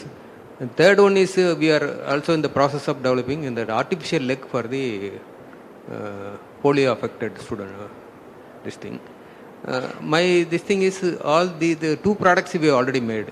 Third is under progress. Either any institute or any department which can, because angel investors, they are not so much interested in coming into this, making it as a product and other things. Any government agencies, anybody is there for supporting this thing to make it as a product or something? Differently built welfare commissionerate நீங்கள் approach பண்ணலாம். That is the nodal office for everything related to disability, from assistive devices to welfare schemes. So state commissionerate for persons with disability, நம்ம இங்க beach road lady Wellington campus குள்ள வந்து there is an office. So you can try approaching them. They will even help you with prototype demonstrate பண்றதோ. There's something called the rights project இப்போ going on. World Bank fund பண்ணி rights project அப்படின்னு சொல்லிட்டு ஒன்று போயிட்டு இருக்கு. So even if your product is very much useful for people with disability, they can also absolve you inside the project also. So நீங்க அங்க போயிட்டு approach பண்ணலாம். Okay, okay, madam. Thank you. Because why I am asking is because many wheelchairs government is giving free for the disabled persons. If government supports, because hardly it may takes only 3,000 rupees extra for making the ordinary wheelchair into a smart wheelchair, so that nobody, the external person's help is not required for them. It can be operated by voice control itself. அப்பனா நீங்க ப்ராடக்ட்டை ஃபுல்லா develop பண்ணிருங்க. Product already developed. அப்போ நீங்க கம்பெனியா register பண்ணிருங்க. Register பண்ணிட்டு ப்ரொபோசல் கொடுங்க. We can give wheelchair. நீங்கள் இப்போ வாங்குற வீல் சேரை விட எக்ஸ்ட்ராவாக இவ்வளோ தான் பே பண்ணிவிட்டு பெட்டர் வீல் சேரே வந்து பீப்புளுக்கு கொடுக்கலாம். ஏன்னா ஏற்கனவே கொடுக்குற வீல் சேர் வந்து சப்சிடைஸ் ரேட்டில் கொடுப்பாங்க. அசிஸ்டிவ் டிவைசஸ் எல்லாமே வந்து சப்சிடி கவர்மெண்ட் ப்ரொவைட் பண்ணுவாங்க பீப்புள் வித் டிசபிலிட்டிக்கு. So when you can give a better product, then register your self as a company, then give a proposal to the government asking for fund or helping you to market the project. Okay, madam. Thank you. Thank you very much. இப்போ Saturday the IIT research பார்க்கில் there is a big expo going on for assistive devices மட்டும்.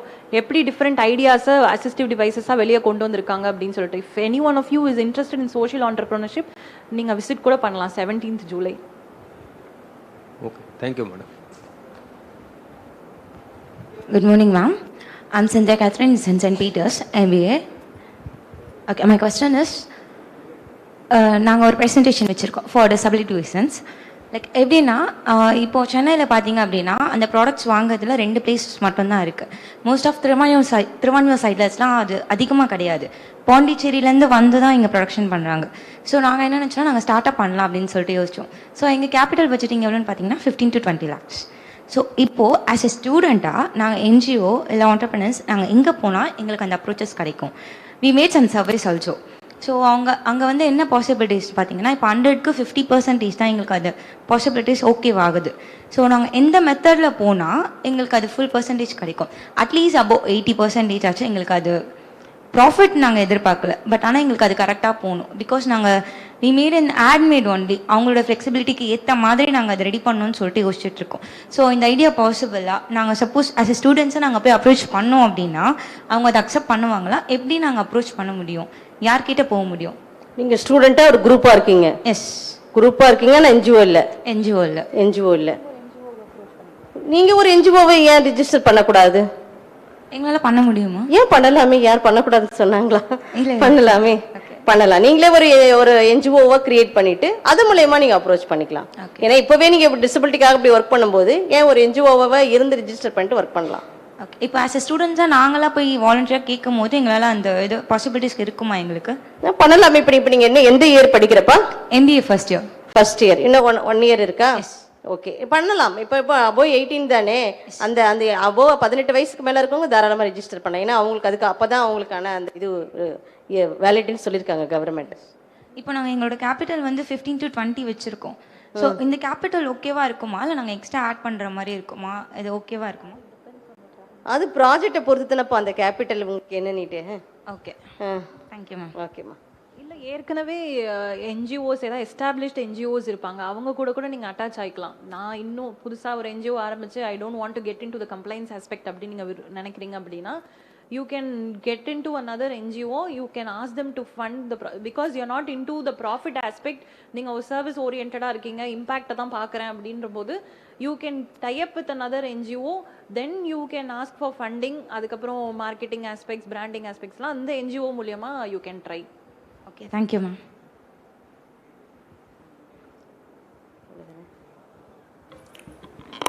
Thank you.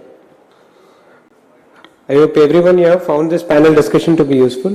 Pretty much an amateur could have got clarity from hearing these people speak. Now, I'd request Dr. G.S. Mahalakshmi ma'am to present the panelists on the dais with the momentum.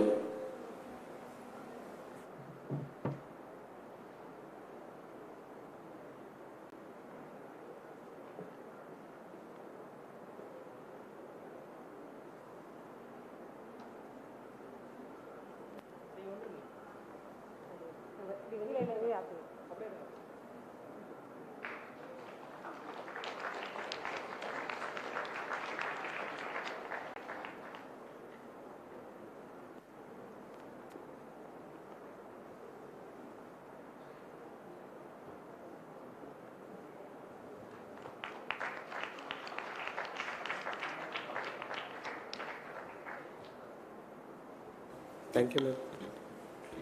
So I like to add, Karpagam Mayavan is our prestigious CEG alumni. Year, in the year, ma'am? 2015? 2015 biomedical. So இது மாதிரி உங்கள் ஒருத்தரோட காலேஜ்லேயும் அலுமினை கண்டுபிடிங்க, நீங்களுமே இதே மாதிரி programs அங்கேயுமே வந்து பண்ணலாம். So I am just trying to showcase alumni can do wonders for you. Okay, thank you ma'am. Thank you ma'am.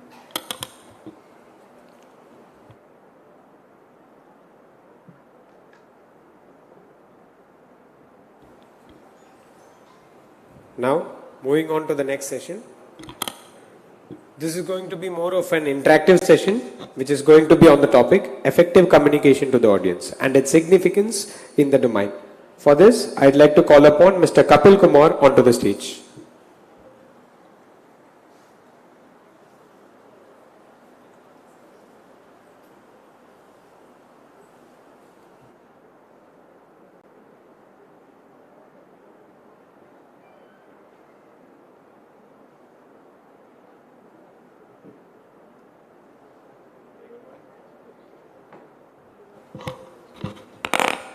Very good morning. So I am Kapil Kumar. I am from the School of Design Thinking, and yes, this is about the effective communication on ideas. You are understand Tamil, right? So this is going to be a kind of interactive section. So I want your participation, right? Right. So next slide, please. Yeah. They have a slide changer. Okay. Yeah, cool. Okay. Everything, you have to start with the, message. If you take that, you have to convince your story. You have to narrate. என்ன சொல்ல வரோம், என்ன நினைக்கிறோம். If you have a product, if you have an elevator pitch, if you're going to do an elevator pitch, in the sense, you have to narrate your story. Story எவ்வளோ ஈஸியாக நீங்கள் வந்து சொல்கிறீங்க. It's all about story. It's not about your financial structure, or it's not all about your, it about product. It's about how effectively உங்கள் story telling is going to attract your audience, right? It could be your target audience, or your, உங்களோட இதாக கூட இருக்கலாம், right? And the next slide, please. We are going to see a video. It's about the Samsonite. It is right after that, the flood in Kerala.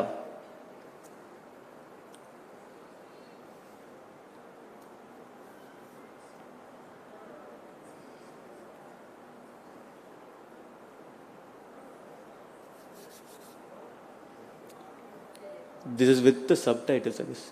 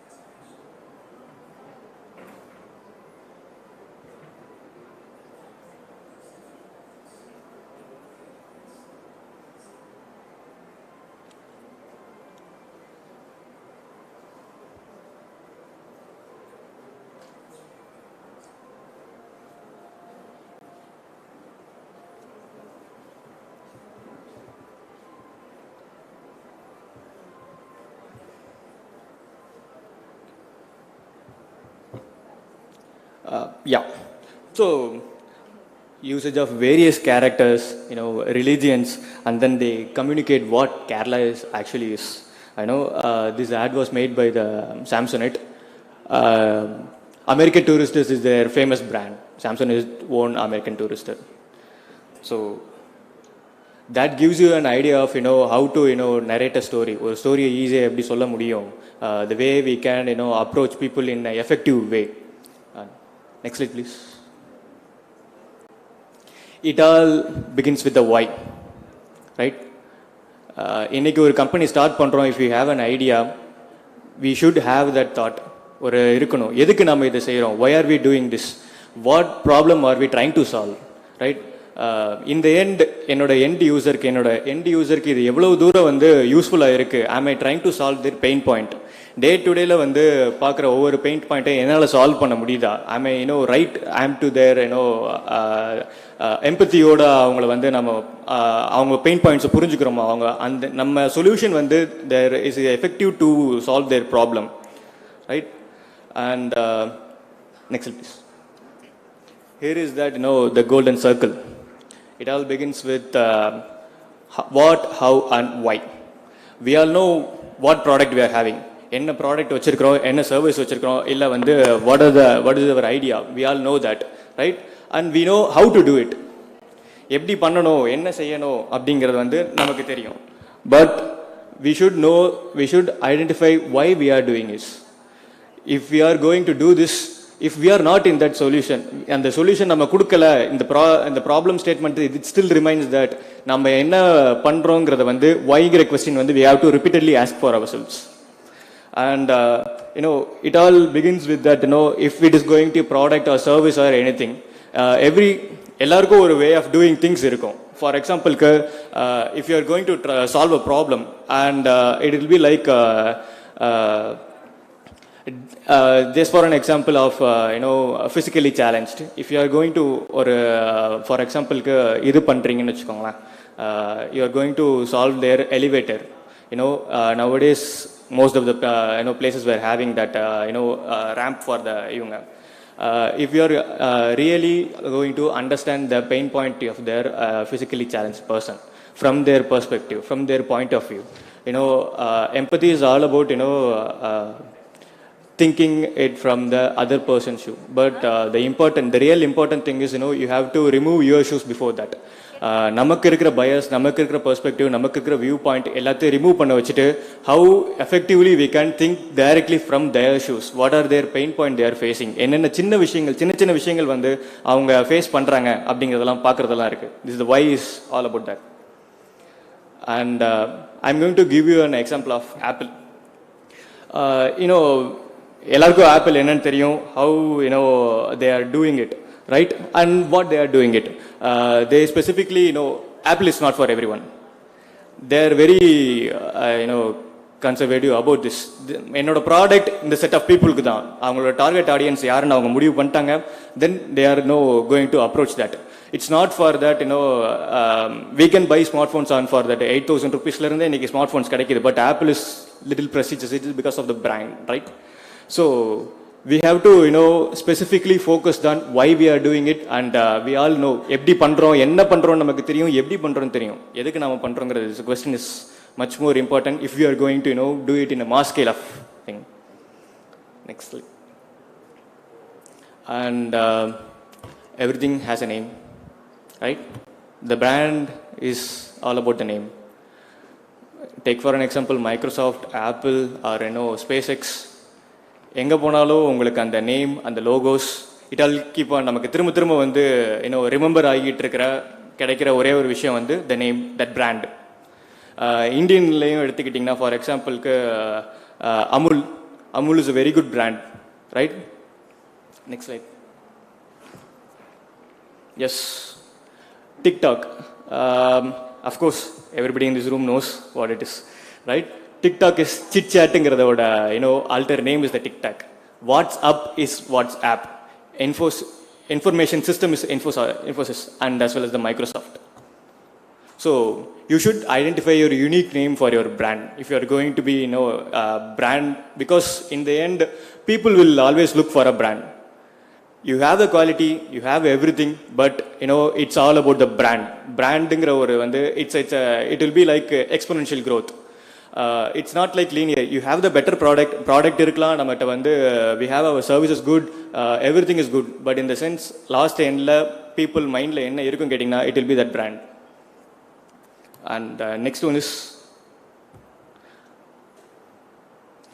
select your acronyms and logos, right? Acronym in the sense, anybody knows computer has a full form, right? All right. So next slide, please. Yes. We all knows what VAT is. VAT is VAT, GST is, VAT is, value added tax, and GST is goods and service tax. TASMAC is, Tamil Nadu State Marketing Corporation, and TDS and TCS, Tata Communication Service. So it all begins with your brand. Acronym is much more important because people will, எப்படி நினச்சிப்பாங்க உங்கள் பிராண்டை உங்களோட இதை வந்து within acronym. Even though you're having பெரிய name இருக்கலாம். For எக்ஸாம்பிளுக்கு MRTS, Chennai metro rail, எல்லாமே வந்து பெரிய நேமாக இருந்தாலும் CMRL, right? Chennai metro railways limited. And next line. Okay. Before that, you have to understand your, person of your audience. இதுக்கு முன்னாடி சொன்ன மாதிரி தான், who are your target audience and என்ன பண்ணுறாங்க, அவங்களோட பெயின் பாயிண்ட் என்ன. if you are going to be solve a product in a service station or you are going to do something, personaங்கிறது it's like what are their day to day activities, எந்த பேக்ரவுண்ட்லேருந்து வராங்க, என்ன education quality வச்சுருக்கிறாங்க, என்ன experience இருக்குது, and then அவங்களோட day to day routine என்ன, what are தேர் ஒரு நாளில் வந்து என்னென்ன வந்து அவங்களோட இட்ஸ் கால் டச் பாயிண்ட்ஸ் வந்து என்னென்ன பண்ணுறாங்க. ஃபார் எக்ஸாம்பிள் காலையில் எந்திக்கிறாங்க, அண்ட் தென் பிரேக்ஃபாஸ்ட் முடிக்கிறாங்க, வேலைக்கு போகிறாங்க, பஸ்ஸில் போகிறப்ப அவங்க ஃபேஸ் பண்ணுற இது, அண்ட் தென் வேலை பார்க்குறாங்க, அகைன் 5 o'clock or 6 o'clock வேலை முடியுது, அதுக்கப்புறம் என்ன பண்ணுறாங்க. இன் பிட்வீன் த கேப் நீங்கள் வச்சிருக்கிற உங்களோட ப்ராடக்ட் ஆர் சொல்யூஷன் வந்து how they will be effectively அவங்களோட லைஃப் ஸ்டைலை வந்து மாற்றுதா, இல்லை ஒரு step if they are doing it in 1 2 3 order where they able to skip that 2, the process 1 2 3 ன்னு இருக்கிறத 1 and 4 குள்ள வந்து 2 and 3 skip பண்ற மாதிரி இருந்ததுன்னா your product will have a better exposure because you are trying to give something ease up. I'm having this best example. Everybody knows Facebook, right?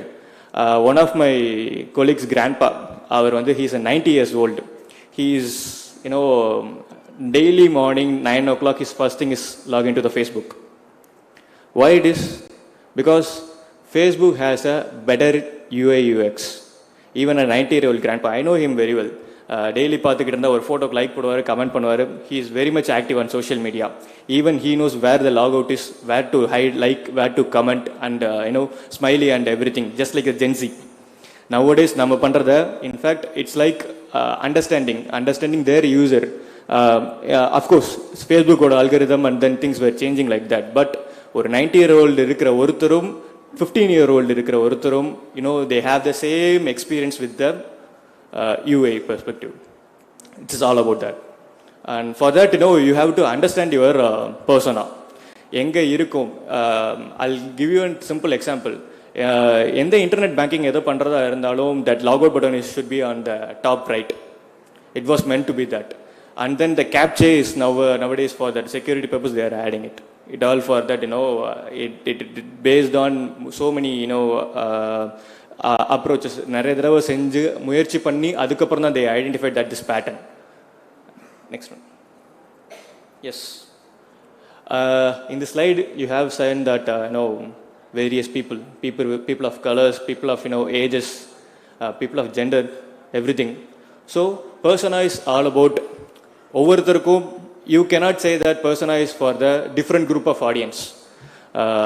For example, what I am go through, நான் ஒரு நாள் என்ன பண்ணுறேங்கிறதும் உங்களோட pain பாயிண்ட்டும் it will be a completely different because of the perspective, because of the our habituals.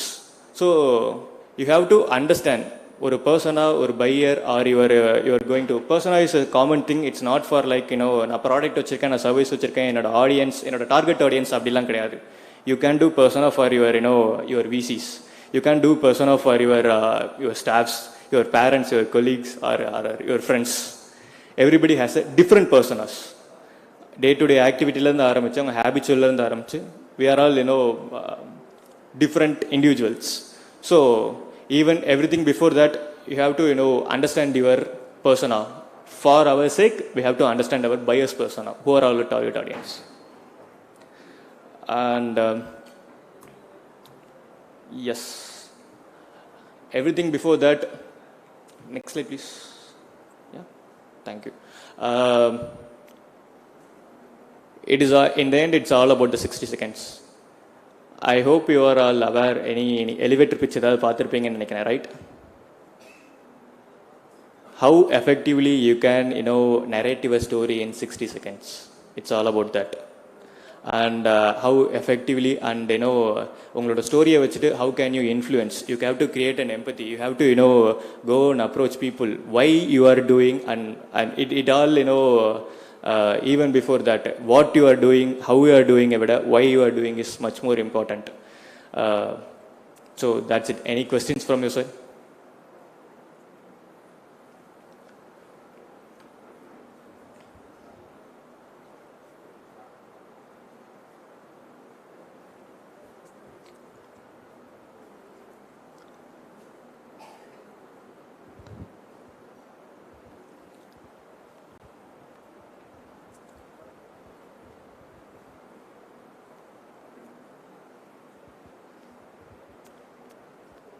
If you have any questions about persona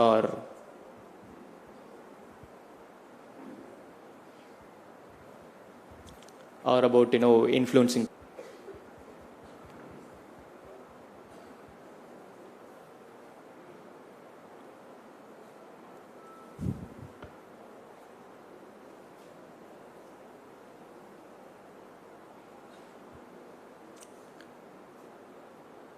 All right.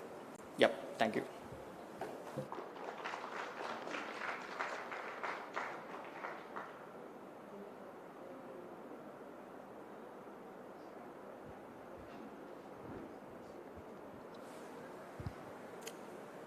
It was indeed fruitful, sir, and I hope the audience would have also found it useful.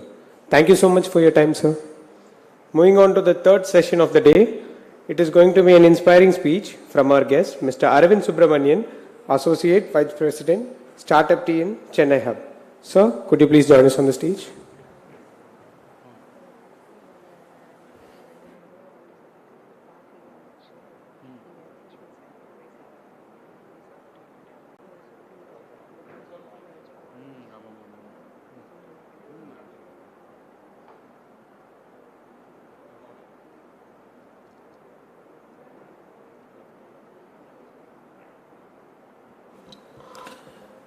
Good morning. Good morning. Hope you had the morning sessions was packed and interesting. Tamil or English? How many professors are here? How many students are here? I would like to know that. To know my audience. Majority students are professors. Majority of students are professors. Okay. So this session is about DPAT. DPAT is Department for Promotion of Internal Trade. It's a union government body which is actually recognizing Startup India recognition. You might have heard of the term Startup India recognized startup. So Startup India recognition. So DPAT is the body that recognizes startups in the country. So right now the country is crossing around 85,000 registered startups under DPAT. Tamil Nadu has the 6th largest number of startups with 6,500 plus startups as on date. So this, according to us, is a little setback, right? Because Tamil Nadu historically has been among the top 3 and in most places among the top 2 spots in all parameters, all industrial, sectoral, societal, economical growth parameters. Tamil Nadu has occupied the top 2 or 3 slots everywhere. But only in DPAT recognized startups we are in the 6th rank, not because for lack of innovation or lack of startups, but because startups who are there have failed to get the startup recognition. And that is mainly because they are not aware of the benefits that DPAT brings. So this session is more to inform you about the benefits that are there for the startups. And if you are an incubator or an institution who fosters innovation, who have student entrepreneurs inside the organization, why you as an organization should get your startups recognized under DPAT. So I'll start with what are the benefits of DPAT registration, why you should get DPAT registration. If you are a startup or if you are an institution, why your startup should get DPAT registered. The first is self-certification, right? So self-certification is a fairly new concept. Under previously it was, everything had to be certified by central government bodies, central government agencies, where you have to go stand in queues and get certified. But right now you can, if you are a DPAT registered startup, for about 3 environmental laws and 6 labor laws, you can self-certify yourselves. You can give a letter stating, okay, I comply with these regulations, I am certified, I can certify myself. That is applicable only to DPAT registered startups. So this is one brownie point why you should get DPAT registered certificates. And second is tax exemptions. DPAT registered startups have a variety of tax exemptions. If you are a new startup, your first 3 years of tax are free. You don't have to file for income tax for the first 3 years. Or even after, if you are in the 7th year of operation, the final 3 years you don't have to apply. Or between this 10-year startup lifespan, you can choose any 3-year slots and choose not to apply for IT.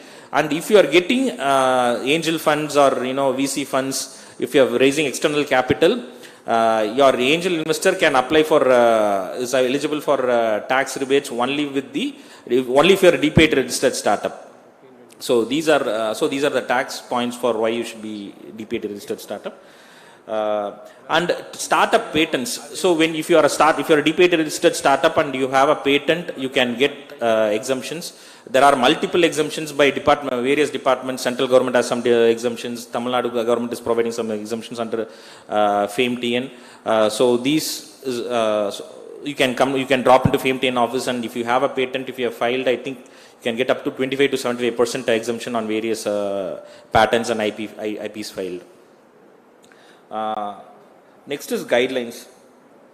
So you can apply for. It is easy to get into government procurement portals like GIM portal. You might have heard of GIM portal, right? So government marketplace. So you can list there as a startup, and the process to get into these portals is fairly easy if you are a DPAT registered startup. And you are also eligible for credit guarantee schemes under CGSME. We call this CGSME. So our colleagues from State Bank are here. They have a stall also there. You can inquire with them. From January, they have disbursed collateral-free loans of up to 50 crores. And these are all for DPAT registered startups. So the notion in the industry is that, all loans come with collateral. You have to give collateral and then only loans are disbursed.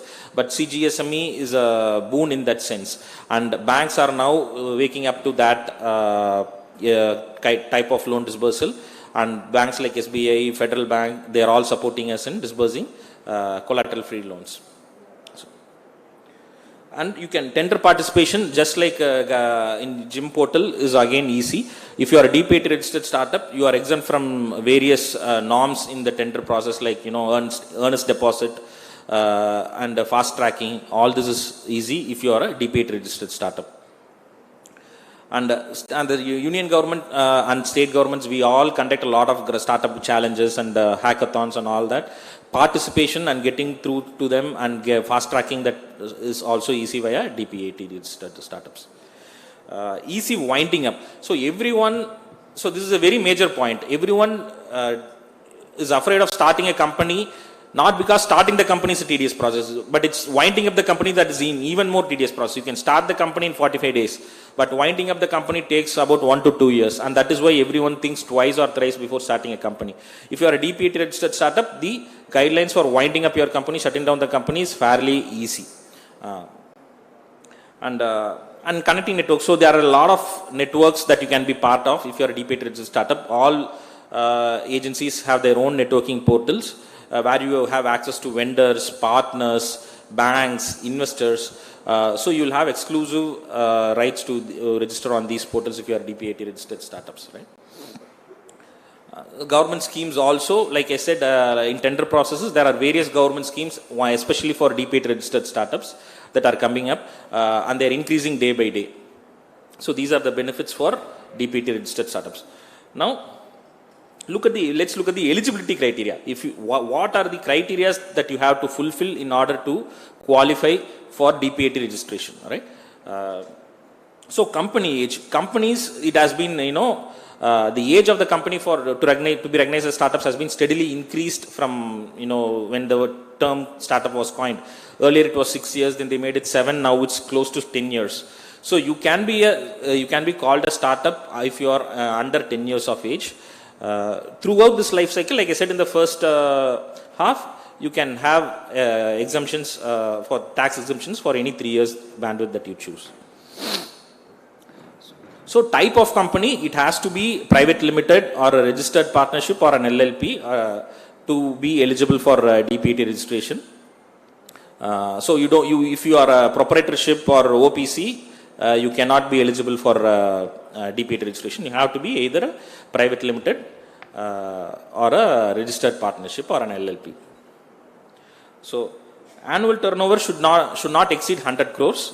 So both go hand in hand. You should be less than 10 years and you should have an annual turnover of less than 100 crores. Yeah.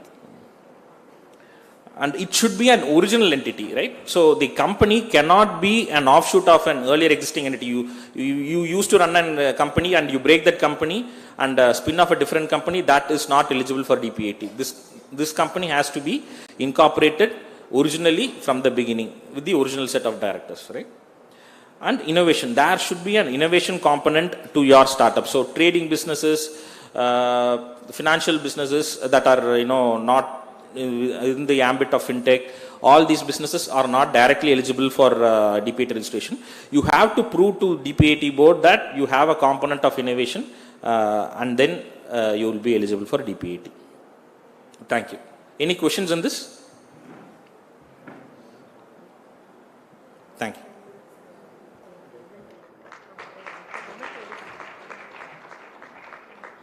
So we have our stall here in the expo. My colleagues are there, Uday and my colleagues are there. You can approach them, and if you have any doubts, you can clarify. Or we have a DPAT registration drive going on. You can just scan the QR code and fill in your details, and we'll reach out to you and help you get your DPAT registration certificate done. Thank you.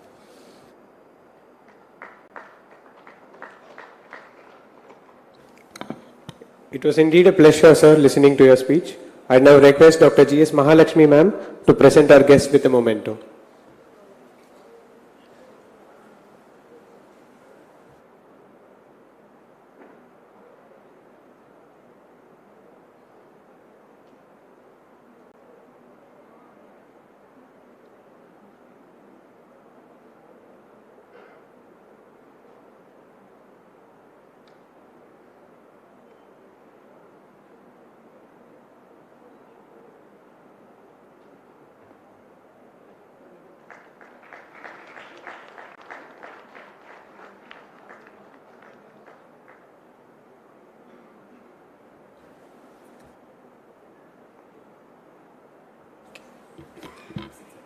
We'll have a short break now. Refreshments have been arranged.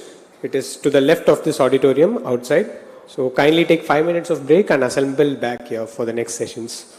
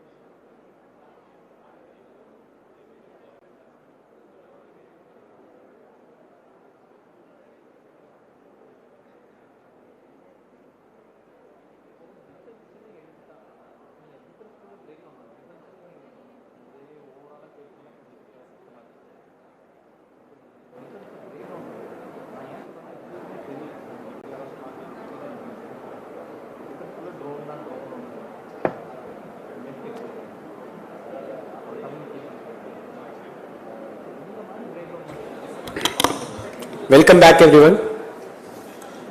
We have finally arrived at the last session of the entire event, which will be a different yet interesting panel discussion revolving around the topic Challenges with Industry Innovations and Future Technologies.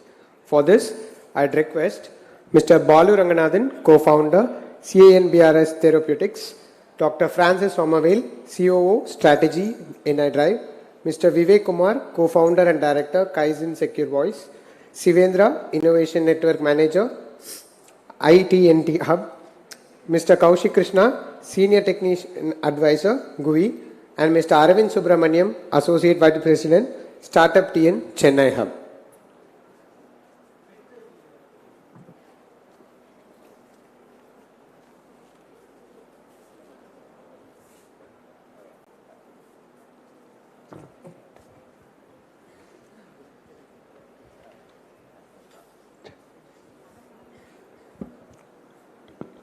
So can we start?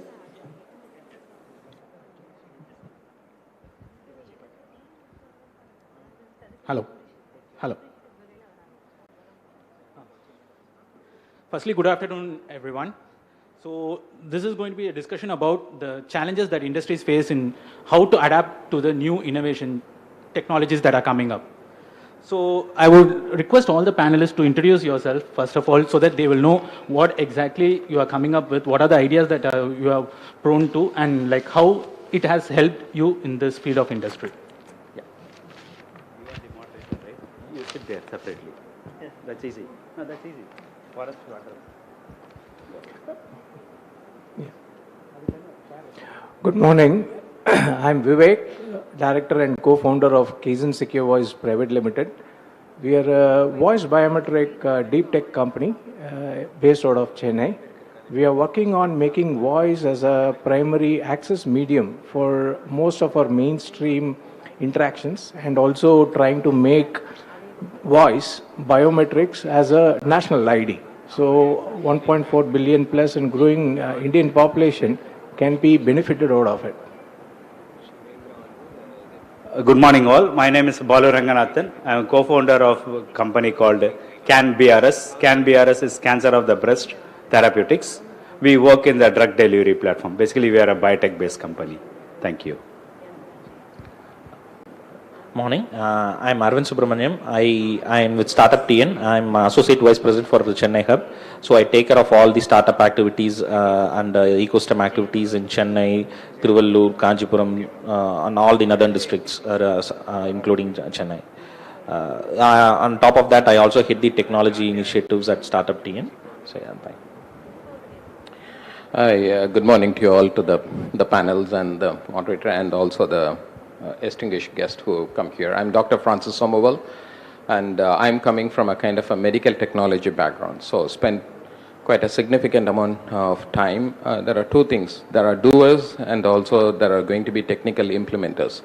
So first 10 of my years I've been just involved in implementing like a lot of health strategies for Africa, South America and Southeast Asian country. Worked for a couple of years for World Bank, and also most of my time I worked for UN implementing what are the health strategies along with the technologies to be really given to this kind of an underdeveloping countries, and spent quite a time also in the past 10 years in India and understanding the need of technology, healthcare, energy and water needs for it. So these are the segment that I can handle today. Hope that is fine today. Right. Thank you so much. Perfect.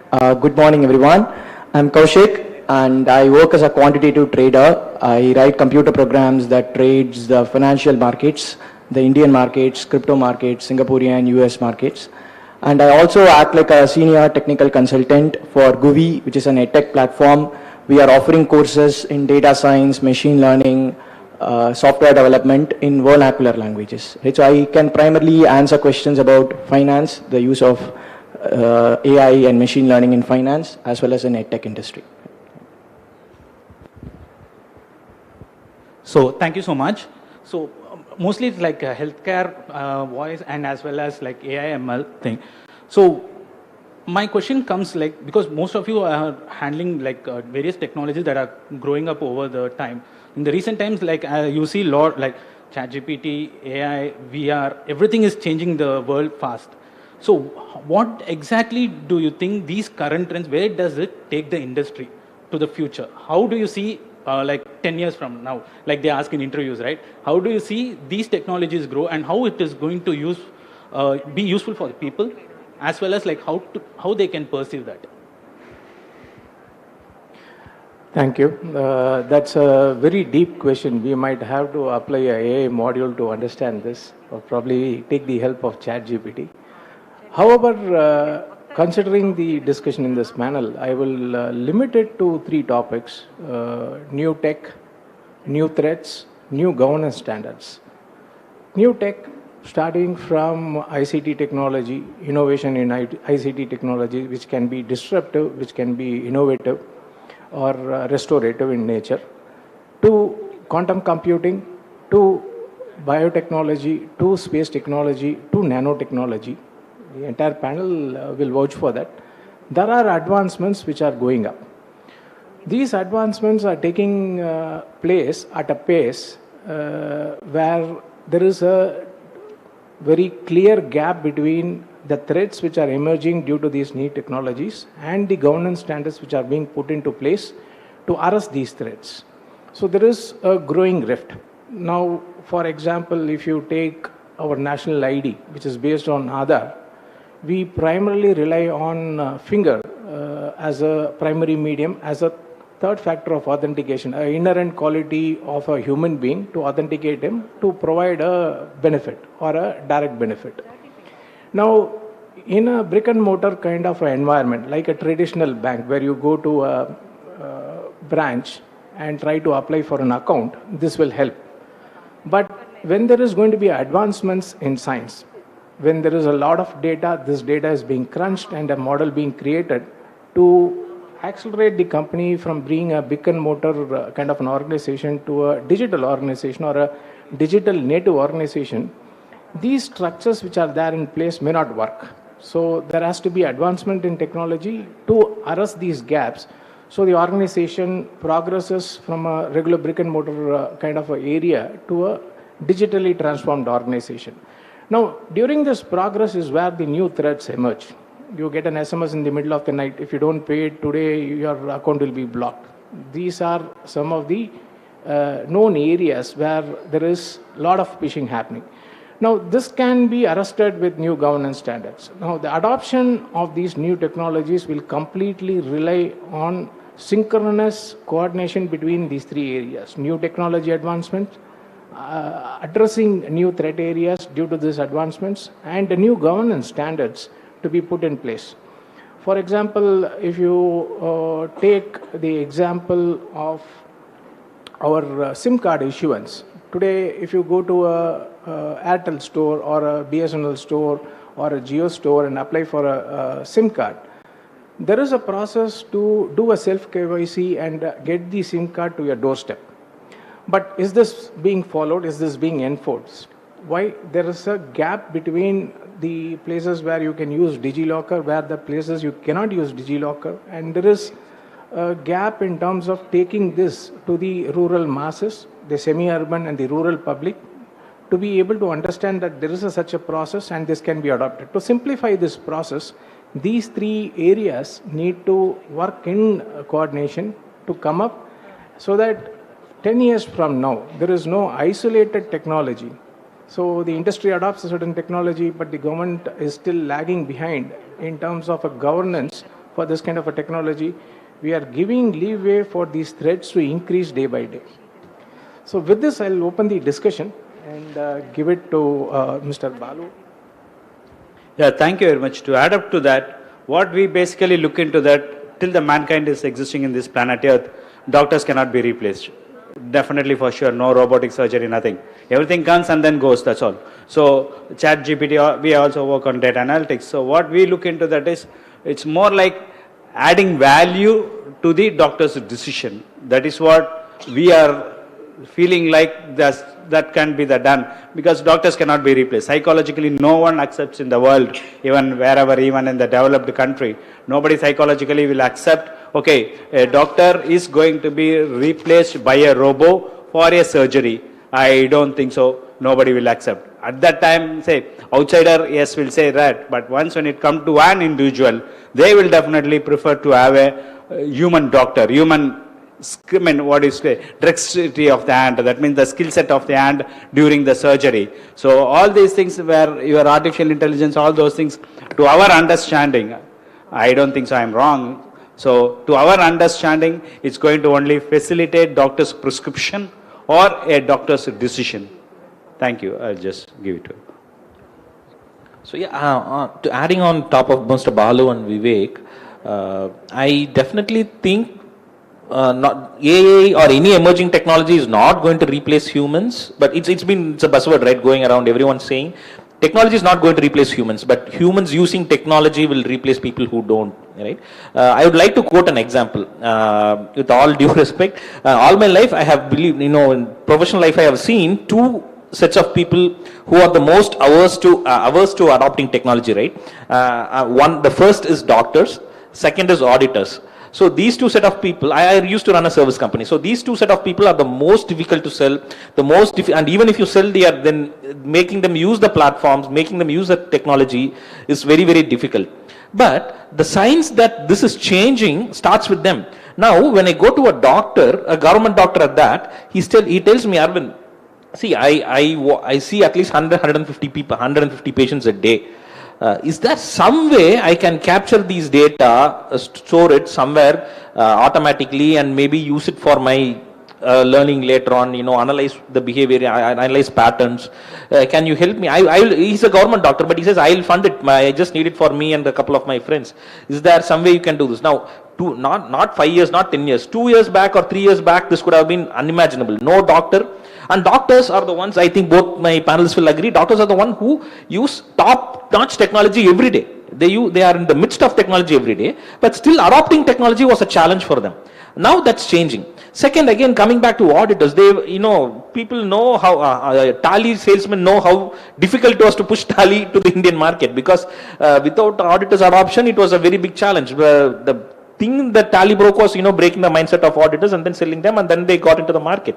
Now auditors are coming to me and they are telling me, so this is not enough, Tally is not enough, Tally or any accounting software is not enough. Now, can there be a common workspace for me and my clients, wherein I have to send a clerk to fetch the documents from the client's workspace. Then the client has to send his guy to get it signed and send it to me. So this document collection process itself is very humongous, right?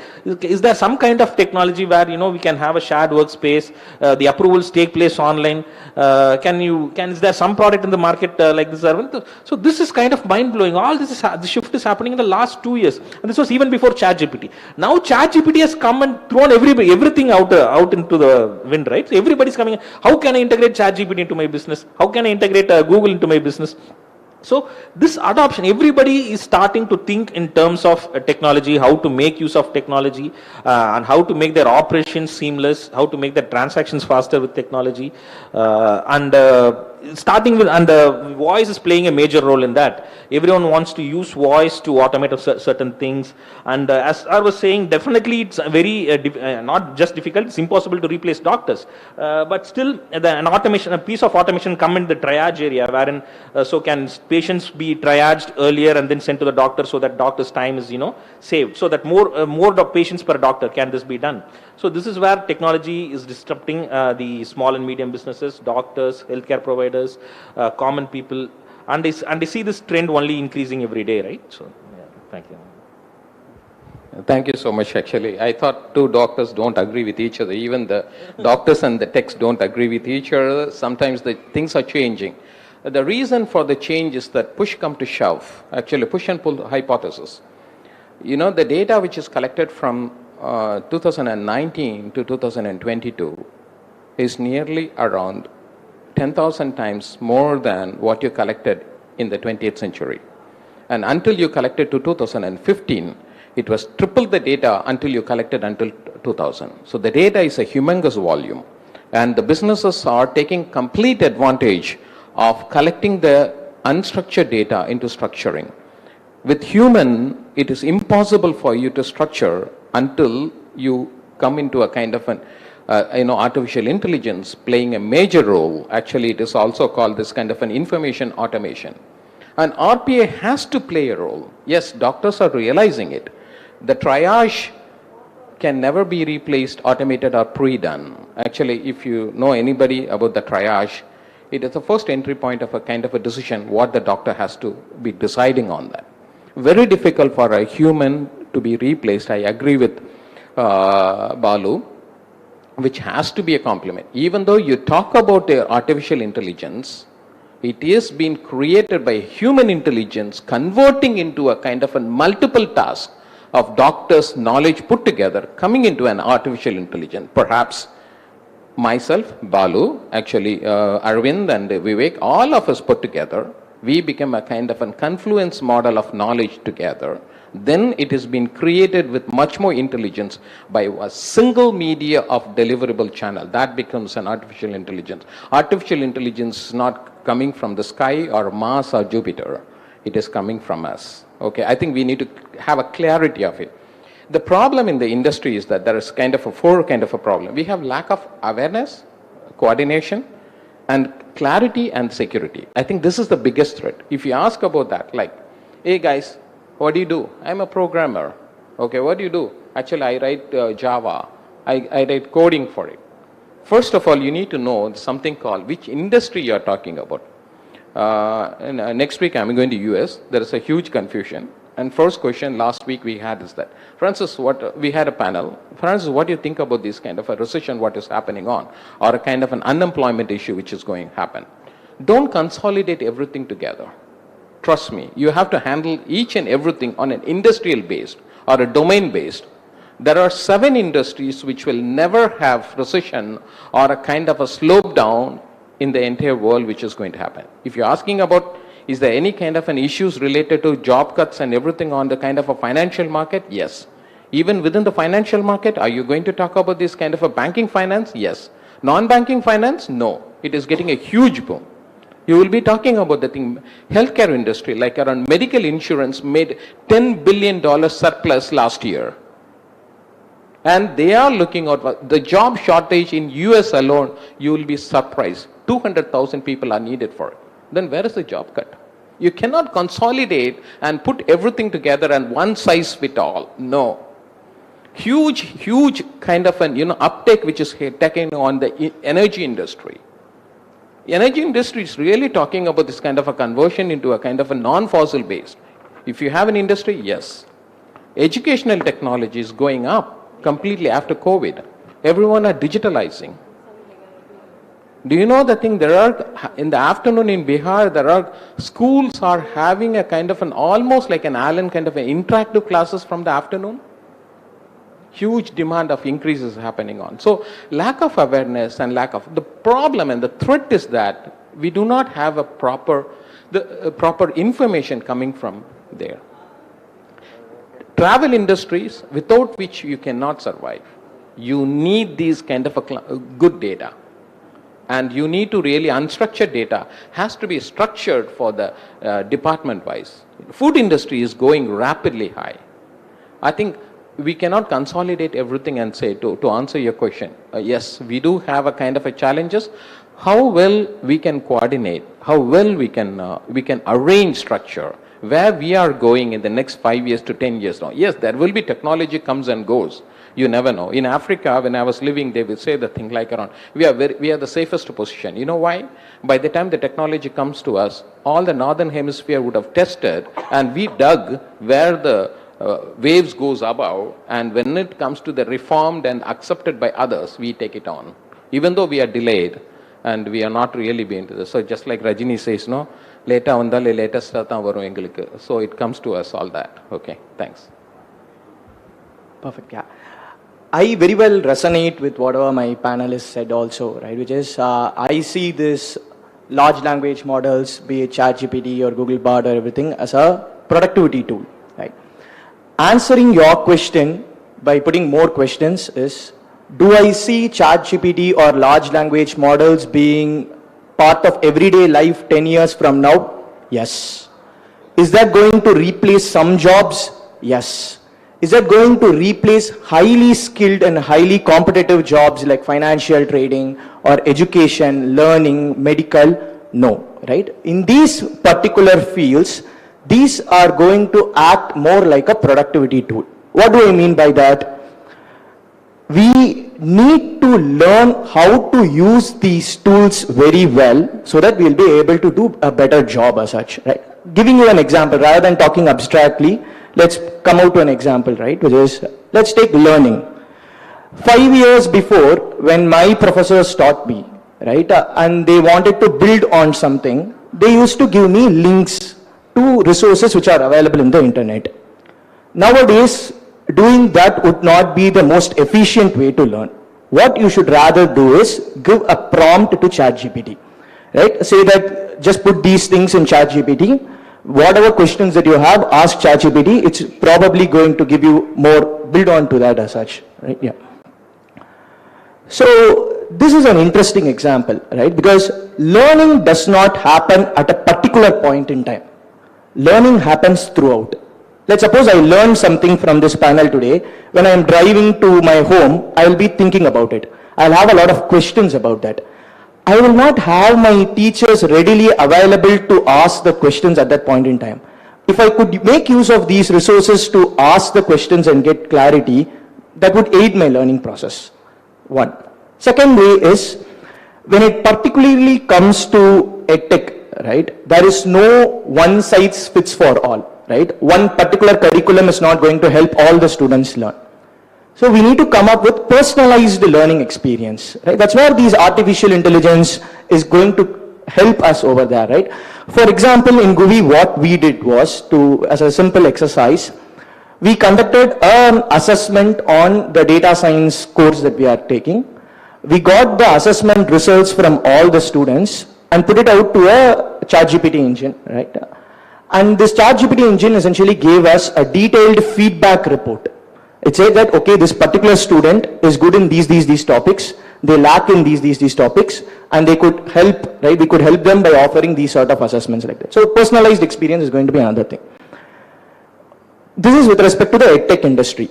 When you come to a highly competitive field like financial trading, right? We know what amount of money gets transferred across exchanges on a daily basis. There's just a lot of market potential. People are making billions of money on a daily basis there. Over in that industry, ML or AI is not something new. It has been existing in trading from 1980s. When when the rest of the world was just talking about machine learning, people were using over there, right? Because it's a highly money sensitive business over there. In those cases, these tools like ChatGPT and all are just helping or trying to reduce man hours. For example, if a financial analyst spends some 6 hours time in going through a financial document, right, and understanding what are the insights going to be, now it's been reduced to 20 minutes, right? You put it across to ChatGPT engine, it will give you what are the key summary points going to be. You take a look at it, you apply your domain knowledge, you come up with a hypothesis, right, whether to buy, sell, or do whatever. So in highly skilled fields, the point that I'm making is it's a productivity tool. And the important thing is we must learn how to use it properly, right? That's where this entire thing called prompt engineering and all are going to come into picture. So we need to learn how these systems work in the first place and how to leverage them the best for our purposes as such. Okay. Thank you so much. It was like you explained in brief about what exactly the challenges that are being. But this opens to me, like Sir Francis sir told, the things like whatever we pursue as in technology, it is like the company that has to come up with new things and how to, each time it has to be iterated and adapted. But industry doesn't stop with the people who just have an idea and how it develops. It also the employees, how to bring in this innovation culture in people. That is what is, because normally the NASSCOM says there are 100 GCCs, like global corporates who are there. Normally when we think about corporates, it's about layoffs and whatever they do. But how, they are also still finding out, because most of the R&Ds are outside India. They are not here. That is the major problem that exists. So how can they bring in this R&D and I, research development and innovation over here, and how the culture can be incorporated into the employees, because that is what is going to drive them over the future. And or else it is going to be, we talk about what new technologies, AI, ML, but the thing is how it is incorporated to them, and so that they can also grow up their career. I just wanted to open this as an open topic. Very interesting topic. Research, development, innovation, they don't go hand in hand.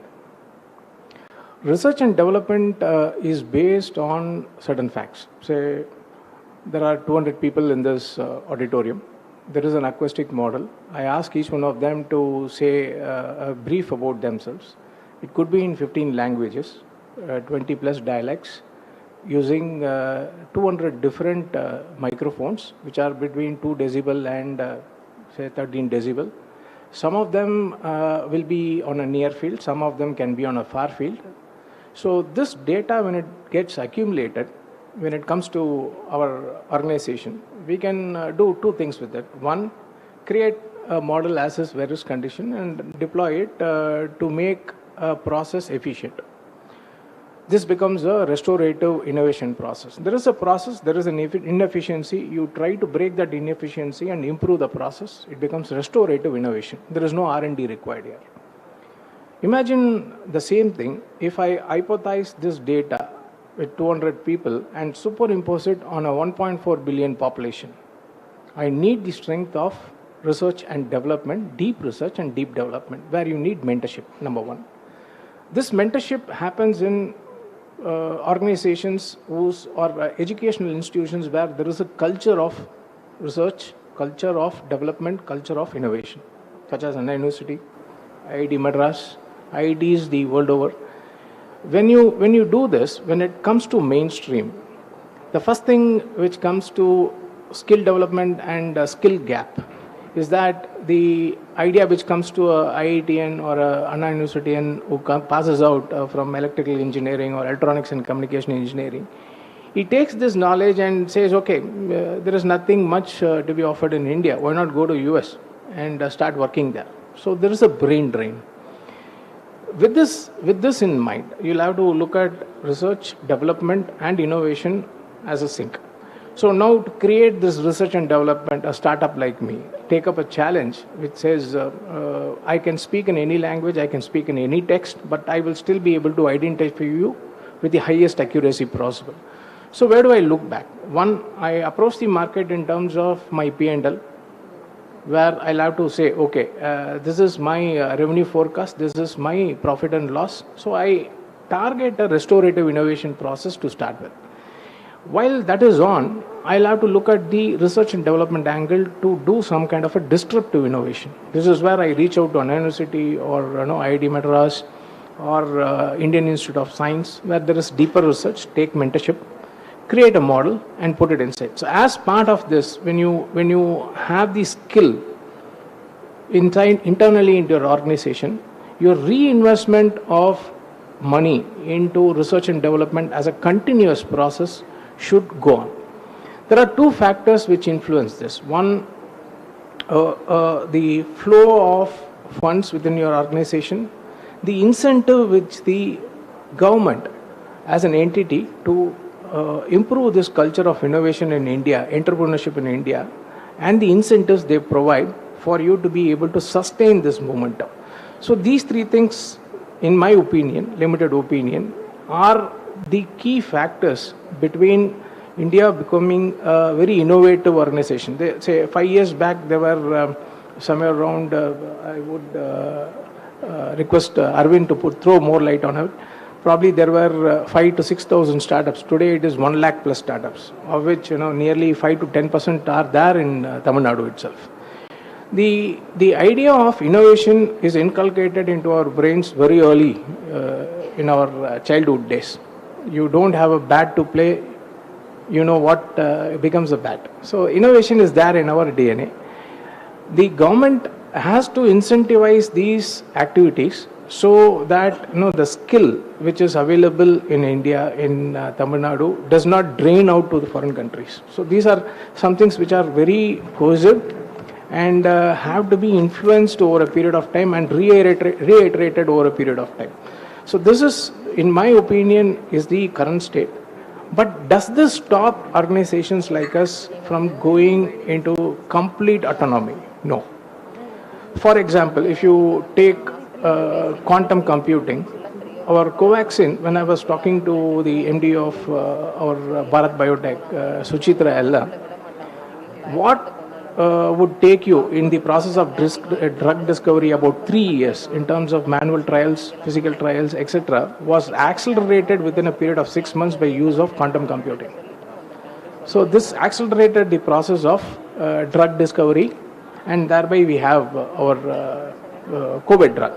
So this was the case. Second case could be from the idea of what Dr. Francis was saying in terms of customized education for you. BYJU'S is a big example. But in the process, somewhere in the process, we forget that this R&D is a continuous effort. There is no two stages where you say, okay, my R&D is complete today, so I will apply this principle and become a multinational or a unicorn. So there are some gaps in that which need to be arrested. Third thing is in terms of skill. The skill which is available in plenty in India, there are two ways. There is a social pressure also. Say, for example, from a typical middle class family, when I pass out of engineering, the first thing is either you go to the job. After school, it is either engineering or dead end. So that is the culture in which. But today, there are many areas where you can concentrate on, build your skill, and appropriate jobs are available to nurture those skills and nurture innovation.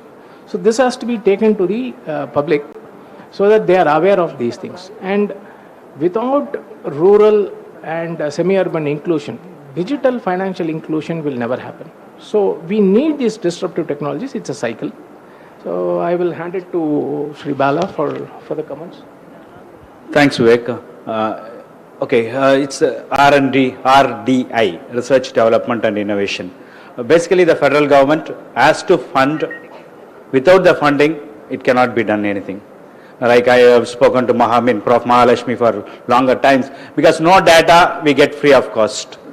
Has anyone worked on real-time data? One. Only one in the entire hall. Why? Only one? Because real-time data is money.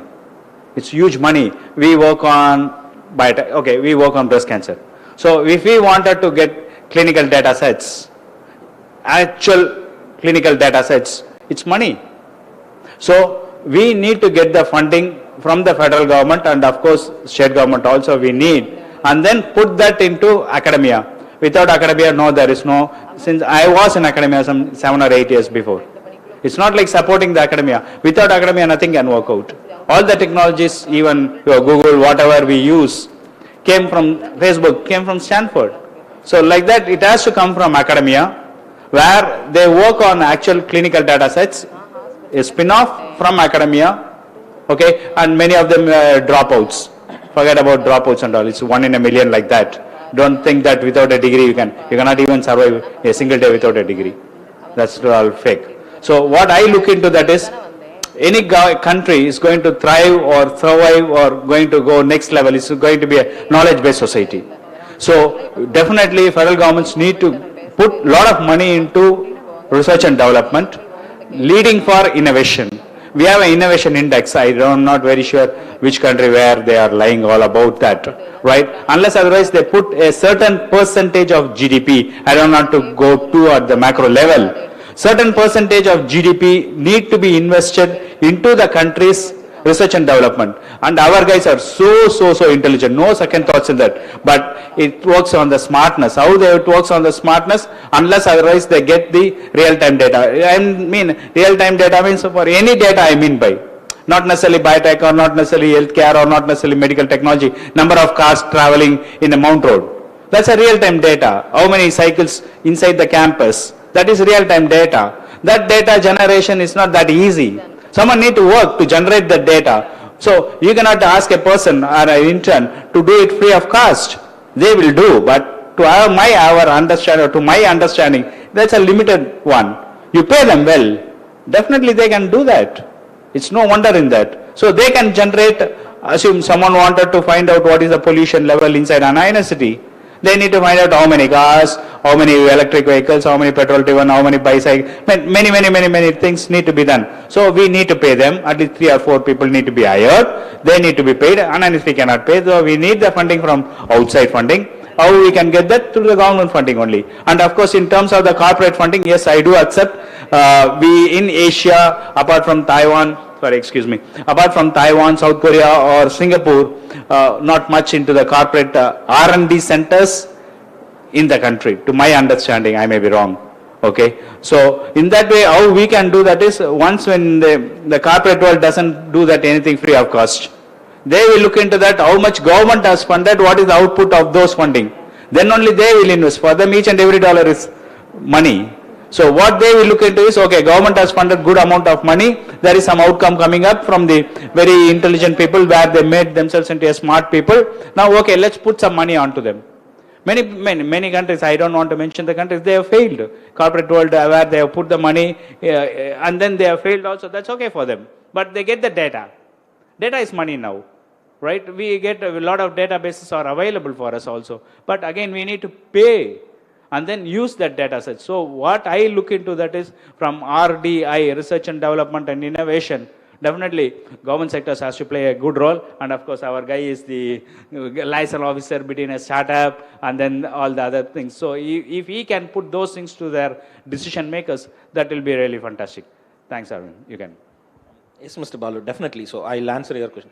So I wanted to ask this question, and thanks to the moderator, yes, he has brought it out. I'm sorry if I sound frankly, I might be a little negative in this answering this question, because this is a pain point I've seen always, right?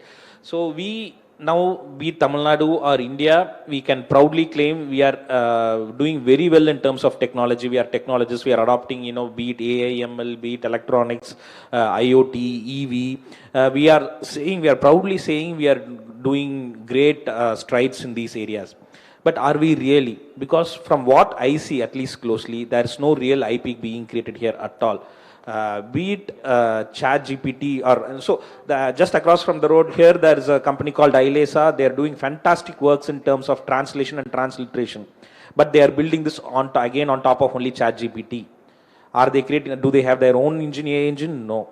Let's take IoT for example. Again, there are a lot of IoT platforms being built, but the core is again on IP from other countries or other bigger brands. At least okay, the software stack is different, but let's take at least the hardware. Is the hardware from here? No. Again, the hardware is only being integrated here. We are bringing in the hardware from Taiwan, China. We are integrating it and giving this as a platform. We are more of a platform as a service player than real and innovator. Be it, let's go to EV. EV again, we saw last summer, during peak summer, many of the EV vehicles failed. Why? Because the IP is not in India. Those vehicles were built for the different conditions, different weather conditions, road conditions. And you just take them and put them here. Probably some companies have done better than others in, modifying them for Indian conditions. But still they are not, the IP is not here. But how do we do this? Is innovation top down or bottom up? I don't have the answer. If you ask me, I don't really have the answer. Probably I'll leave it to my panelists. So do we start as integrators and then get the core knowledge and then go back to creating IPs? Or we create the IP first, then we build products and then also do integrations? We don't know. I don't really know the answer.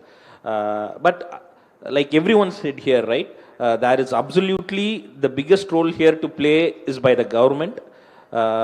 Followed by the government supporting institutions, educational institutions, and then these institutions in turn supporting students and startups and the innovation ecosystem.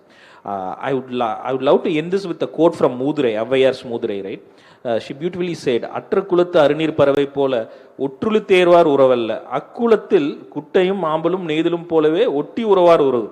She takes the pond as an example. Everyone has studied the pond ecosystem in our social science classes. She takes this as an example for an ecosystem. She says, in pond ecosystem, do not be like the neer paravai which comes and eats the fish and goes away. It doesn't contribute anything to the ecosystem. Be like the fish, be like the leaves that fall, create the organic matter for the ecosystem, be the ants, be the algae that creates the whole ecosystem, be there for the ecosystem and contribute to in a positive manner. So in the same manner, the government, the startups, the academia, we all have to work together, come together and build this innovation ecosystem. Otherwise, we'll just be integrators and then we still have to depend on a lot of IP for outside IP only. We'll only be the integrators. right? So yeah, thank you. Thank you so much. Good.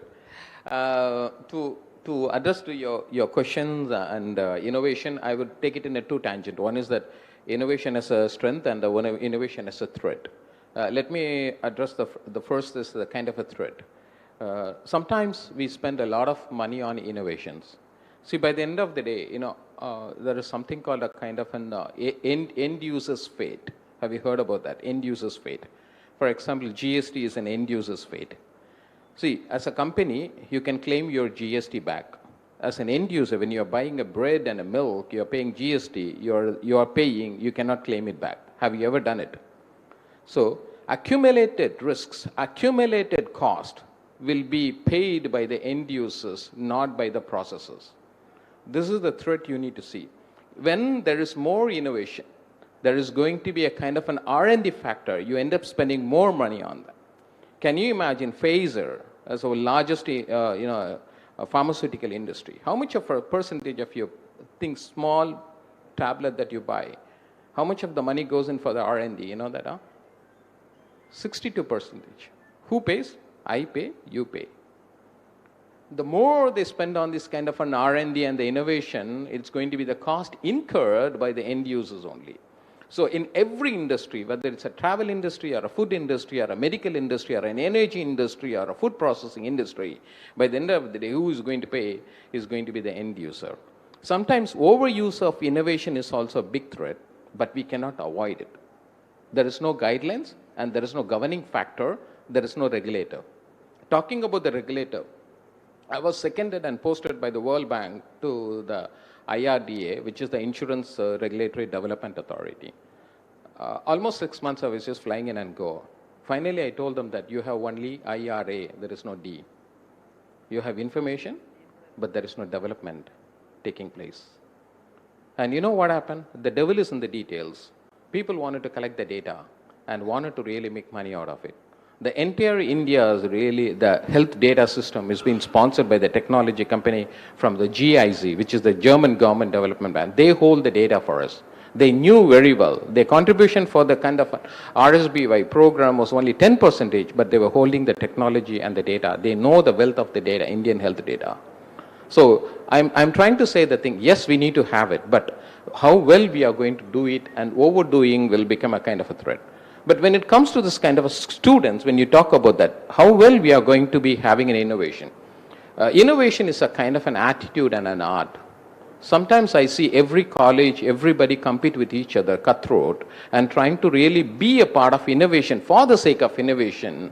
I always believe it like skills can be developed, attitude cannot be developed. Attitude has to be inculcated. See, we found out like a kind of an Albert Einstein and somebody, guys. Have you ever taught somebody say the thing, oh, you be an innovator, the mother coming and taking tuition classes for the innovation? No, it has to ooze out from your own heart and comes out of it. And I've been visiting few colleges. There is a kind of an innovation session. Some guys, I've really cleaned that. We need to understand there are few different kind of a categories God has created in a human being. Some can be innovators. Some can be a good manager. Some can be a good developer. Some can be an investor. How we are going to really coordinate and consolidate matters a lot. Innovations are plenty. Probably when I come out of this kind of section, all the students are going to come and talk to me with all their innovations. But who is going to coordinate and take it to the next level? I was a part of this kind of an, like a moderator for the Tamil Nadu, investment committee, which US guys came about it. I was a moderator there. After the meeting, I found that I felt really pity the young boys with a greater idea, but there is no mentorship. They do not know how to convert their intelligent thinking into a business. Do I have to be a businessman if I'm an innovator? No. Why? There are businessmen who is having money and the innovators can complement with each other rather than competing with each other and seeing as a threat. The role of these universities and your people, I just call out onto that thing. Where is the mentorship and how are you really going to translate the idea into a business? This is a process of mentorship. An individual can't do it. A consortium of people can come up with a thought process to say the thing, hey guys, that is a filter out. We can say the thing. There are excellent innovations. I found some of the great innovative thoughts from Sai Ram University. I was also a part of this program. amazing, you know, like, wow, this guy is stunning to me. Talking about the IP, sorry to say, there is no IP at all. I can copy you anytime with the smallest data code, and I can just change my API and say I am different. You challenge me, I am willing to challenge for the next 10 years. By the time I have done my business and I cost the damages. The IP processing registering in India is going to take 6 months. In the entire globe, it takes 6 years by the time the technology has become obsolete. Or it has been transformed into a greater level. Then what is the use of IP? By the time you do that, Chinese already copied and captured the market. You go and just got to the kind of, go to the Hague and International Court of Law.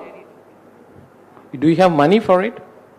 So what I'm saying is that the innovation itself has to have an intellectual property.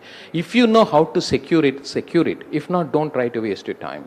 Keep your intellectual property within yourself in the process of developing so that others may not know the technical know-how of copying that.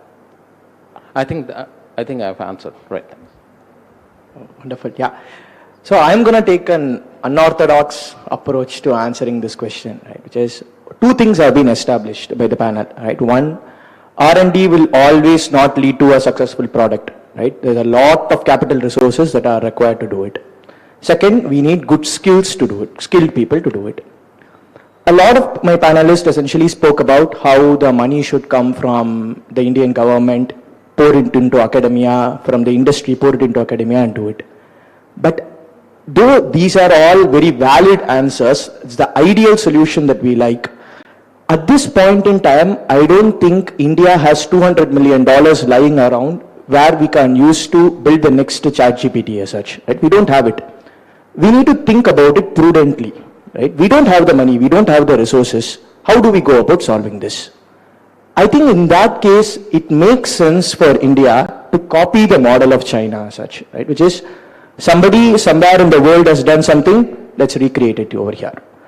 The primary reason being, when you keep on doing this over time and time and time, we will be in line with where the rest of the world is. And by that time, our businesses over here will also be flourishing, the money would be start coming. And then we can invest those resources primarily to essentially like fund the rest of the practices. That's something that's essentially happening across the globe as such, right? Which is the US invented the nuclear bomb. The Russians copied it, right? They did not put in a massive amount of resources. They did not have a consortium of scientists to recreate it as such, right?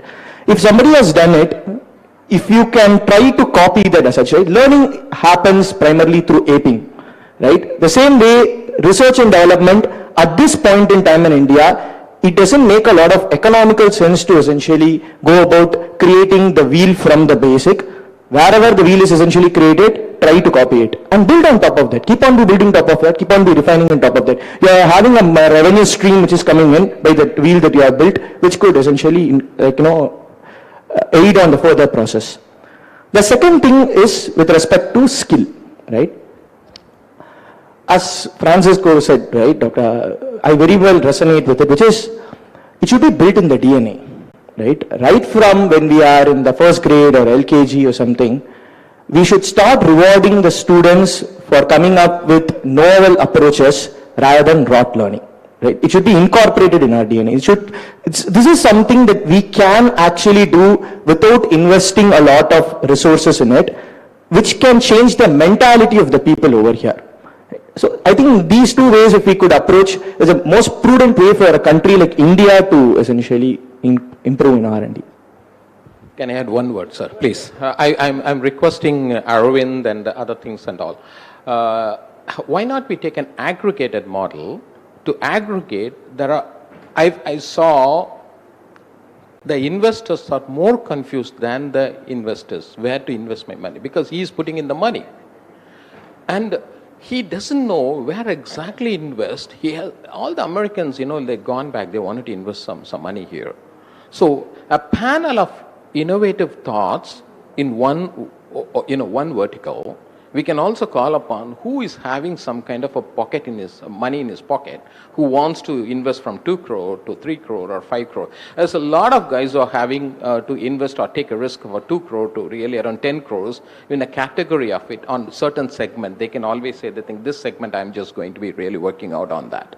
So then you can bring in the panel and idea makers and consolidate and a kind of a bridge between the gap. Hey guys, for this kind of a guy, he wants to invest in an energy sector or an environment sector, and he has got a kind of a 2 crore. So we can have it, some of the ideas which are coming out here. So we can bring it out in a kind of a consortium model, and we can take it as a goodwill model. I just like the pond by the end of the day.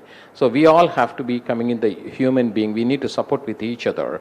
And if you're really going to really compete and cut with each other, I think that's the lack of coordination is the biggest problem today. If you're able to coordinate very well and keep that in mind, by the end of the day, the world is so big, we can complement with each other to offer.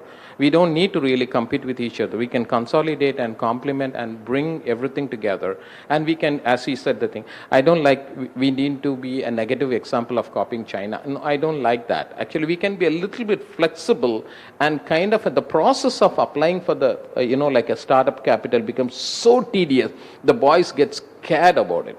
Probably we can reduce the process.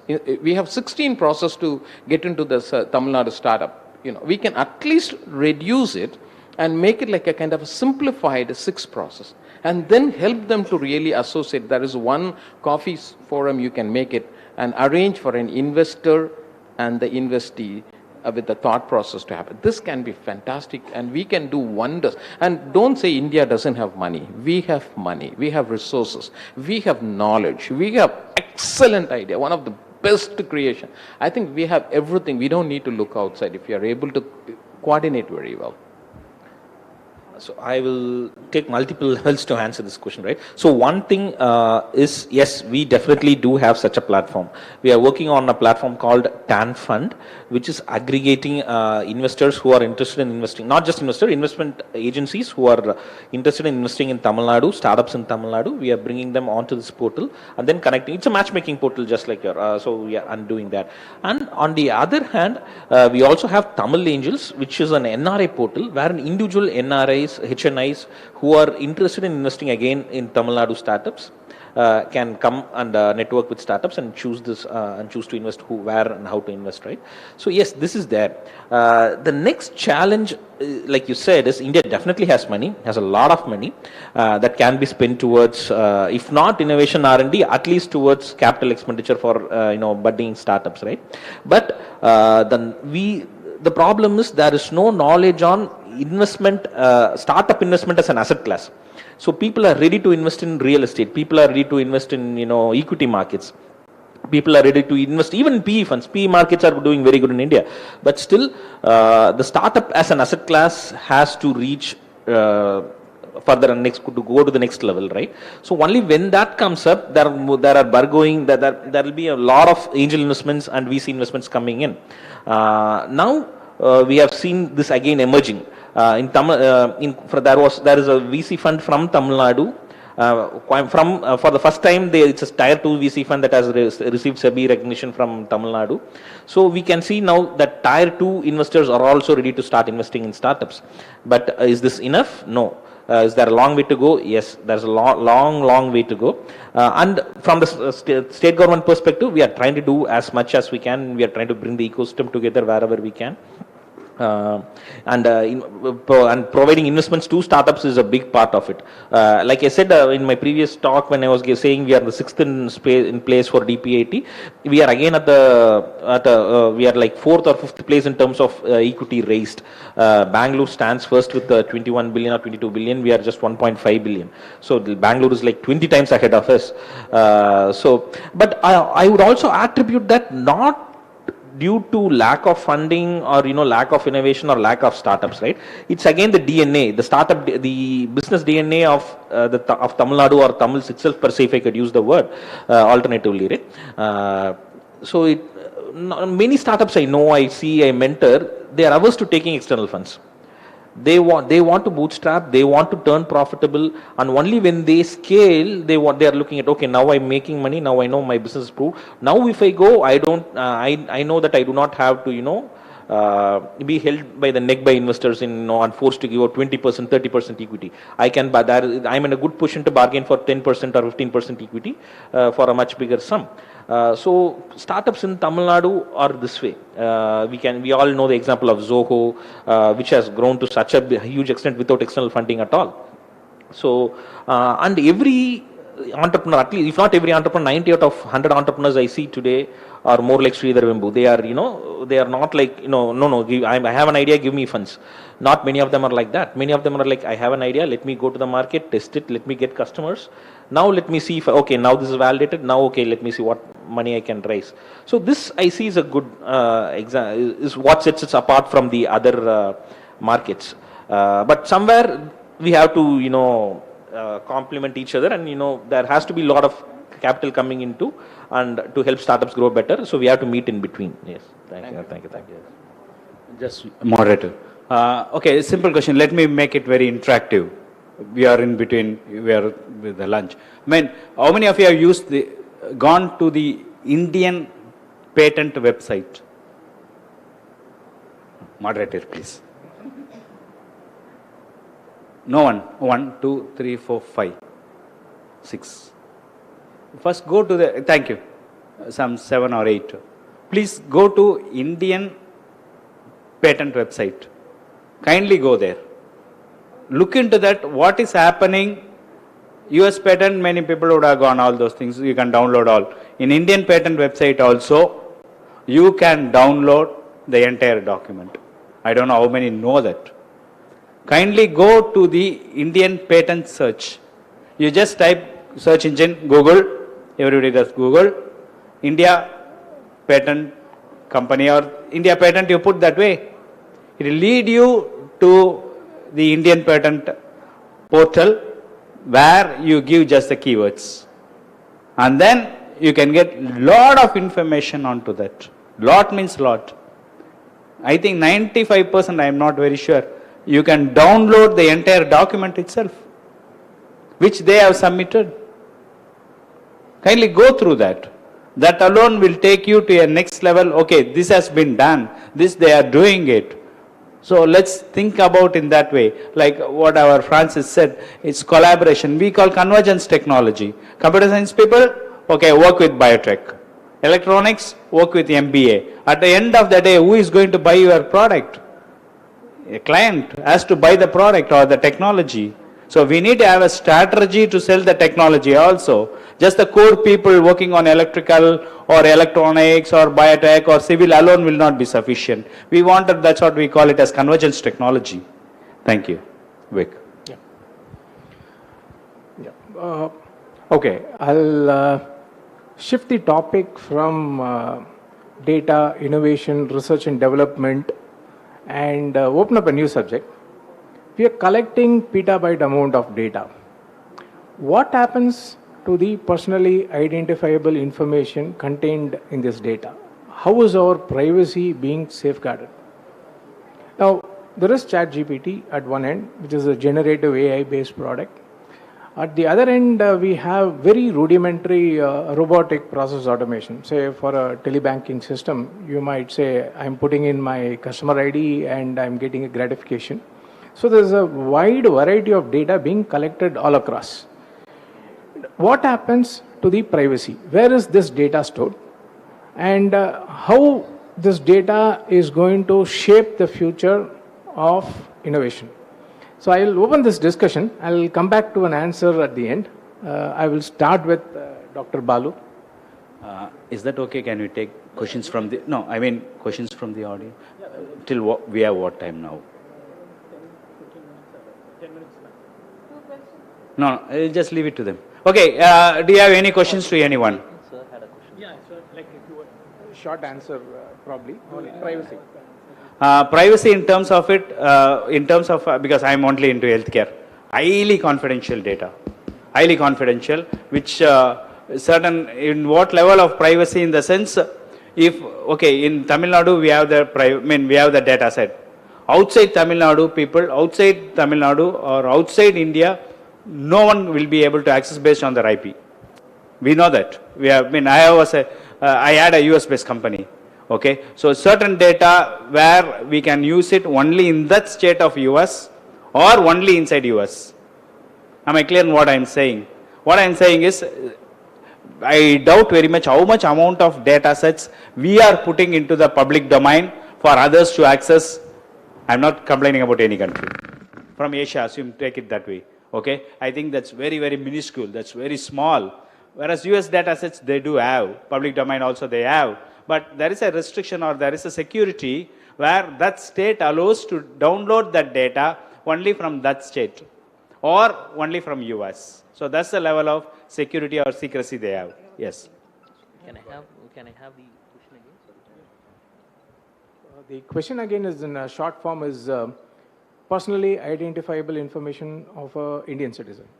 One is protection built around it, governance built around it, the usage with respect to research and development and further innovation, which is going to shape the next 5 years. Your thoughts on that? So I'm big on privacy.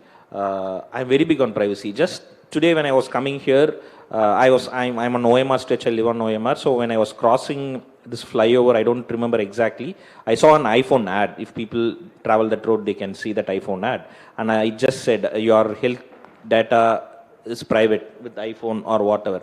And I was thinking in different terms, like iPhone never uses feature selling. Why is iPhone's feature selling today? Which itself answers. Now this question connects back to me and says, because everybody takes care of privacy very seriously. Now all mobile phones collect your healthcare data and whatever it is. And iPhone doing something that it has never done before in anywhere in the world, doing it shows how much important privacy is. But at the end of the day, we do understand there is a lot of metadata involved that has been shared across platforms and across other use cases which is the information that is used to test use cases and all that. But yes, when we take US, there are very stringent protection laws, but India, we lag in certain terms, and the ministers saying in open parliament that there is no such thing called personal information. Everything is open, doesn't help. We do require strong laws pertaining to data. Yeah. Sorry, friends, just a minute. Okay, how many of you have seen the iPhone ad? Latest one? No one. Okay, there's an ad on the iPhone that's coming up now. It's on the TV or on the digital. You have one, app especially for the girls, and then it says, okay, you missed the periods. So what it says, so that means the secrecy, that's the level of secrecy what they have. So you put all your information about your feminine menstrual cycle, all those things, and then it informs what exactly you are looking out for. So that is the level of security what iPhone is giving. That's what to add up to what he said. You look into the website, you look into that advertisement, I think it may be on the YouTube also. It clearly says a girl clicks that, and then it says immediately it calls, and then it notifies you have missed your periods, like that. So that means the level of security, people are believing to put their data into that. That's what I mean by. Thank you. Just 1 second. I think the data security, one word, let me tell you, don't freak out. We are all in the mercy of the hackers. If they decide to do that, they will do it. Don't worry about iPhone or i10 or Android, nothing. We are in the mercy of the hackers. So don't freak out over it. And the American healthcare system is the worst system to follow. Don't accept that as a benchmark. And you need to be very careful. They're freakingly high about this kind of a data security, but somebody can easily steal from India. The HIPAA compliances, they talk about that, the Health Insurance, Protection Act. And I'm one of the specialists. There are three things you need to talk about. One is that kind of an consolidated health data. And the second thing is that kind of an EMR, electronic medical record. And the third one is the PHR, which is personal health record. That has to be confidential. But what happened actually, what you need to do is that the consolidated health data is very much important. So how do we do it is a kind of a Z protocol. The Z protocol is that When you expose, for example, I was in US when my daughter was so small, even she has to give consent to know about her health data to her own father. Highest amount of stupidity. Which gooseball will, just like an American song, which gooseball will just put this kind of a rule on that? My daughter was really 8 years old and she has to give consent. We don't need to go into that level. What I am trying to say is that yes, health data has to be protected, personal health data needs to be protected, but consolidated data, that is a kind of a data which needs to be there. The total number of health cases. I'm working on this kind of a... Yeah, exactly. Like for example, I'm looking out for a kind of a skin cancer data which is not available in India. You go stand on your head, you can't get that. We need such data. Like how many breast cancers? If you ask me about this kind of oral cancers, I can say 70% of the entire cancer in India is this oral cancer, tobacco based. That is needed. I saw this advertisement. My eyes don't see this iPhone because I'm not a kind of a branded guy, but my eyes caught into the cancer institution. The baby girl says that we don't need tobacco, we need food. Amazing, amazing. Amazing. We need data for that. Unless you have that kind of a consolidated data, awareness cannot be created. Health data is important. You need to publicize. The consolidated data has to be really corrected. Now, US what they are doing. I am a part of the committee. Disintegrating the personal health record into a kind of a electronic medical record. So you become a custodian of your own data so that you know what to give and what not to give. I go into an oncology department and I'll tell what needs to be there.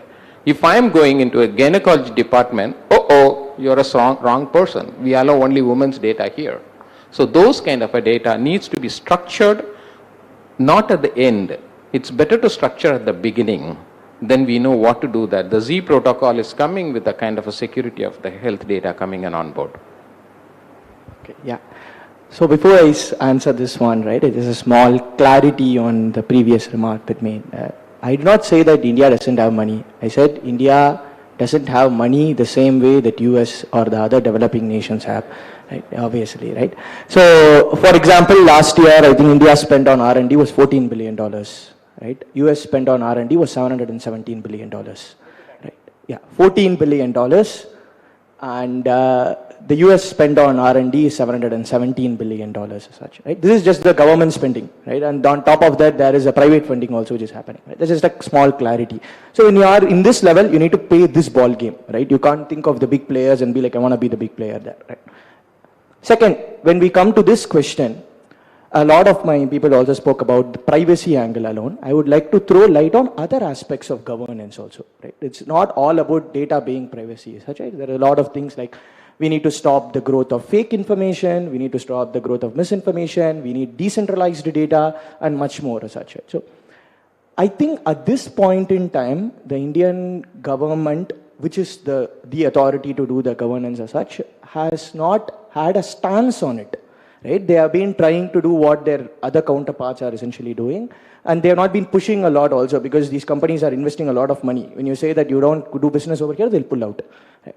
So we need to strike a balance. First, at this point in time, we need to get the awareness on what are all the things that these companies can weaponize against us, right?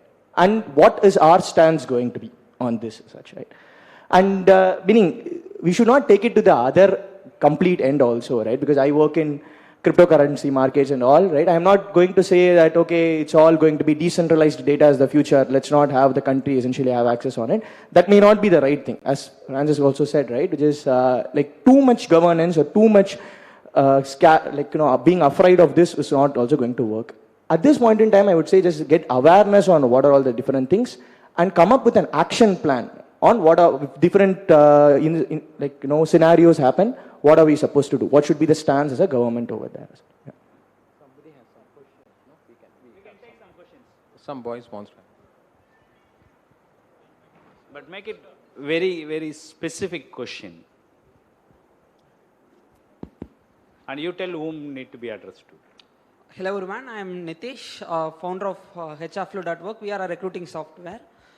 The problem for our software is on AI features, right? For some AI features, we use certain LLMs, and certain features we train our custom models. Right? We give out the software for recruitment agencies, and they are please ask the question directly. Like we are a software company based out of India. We sell it to a business. That business is located in India, and their clients are located in US and Europe. So there is a problem with training the models, right? Certain informations are classified in EU, is not classified in India. Certain information is being classified information in US is not in India. So how can we deal with this compliance process? Because this is bottlenecking the startups' innovation, the rising compliance. So, to answer your particular question, which is there any data that is available pertaining to the Indian markets? Yes, there are, right? There are some, I forgot the name, I maybe later tell you what the name of the company is. They are actually primarily focusing on collecting language-related data for Indian languages, specific data corresponding to Indian people as such, right? So we can maybe take a look at that, right? Second thing is, I think with India, the one good thing is there is no lack of data. Right? If you want to capture data, you can do it magically. Right? There are lots of applications out there which you can essentially collaborate with and then give them some amount of money and you'll be able to capture the data. Right? So in those cases, I don't think it's a very complicated problem as per se, because we will get the data. We have a lot of cheap resources also to annotate the data manually. In fact, I read in one of the Wall Street journals that majority of the models that are used by, say, Tesla, the data for that is essentially annotated by housewives from rural India, right? Because the annotation, the cost on annotation is cheaper over here.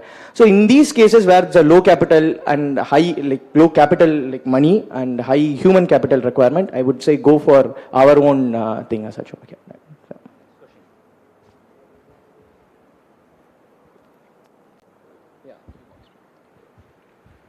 So, I thank the panel.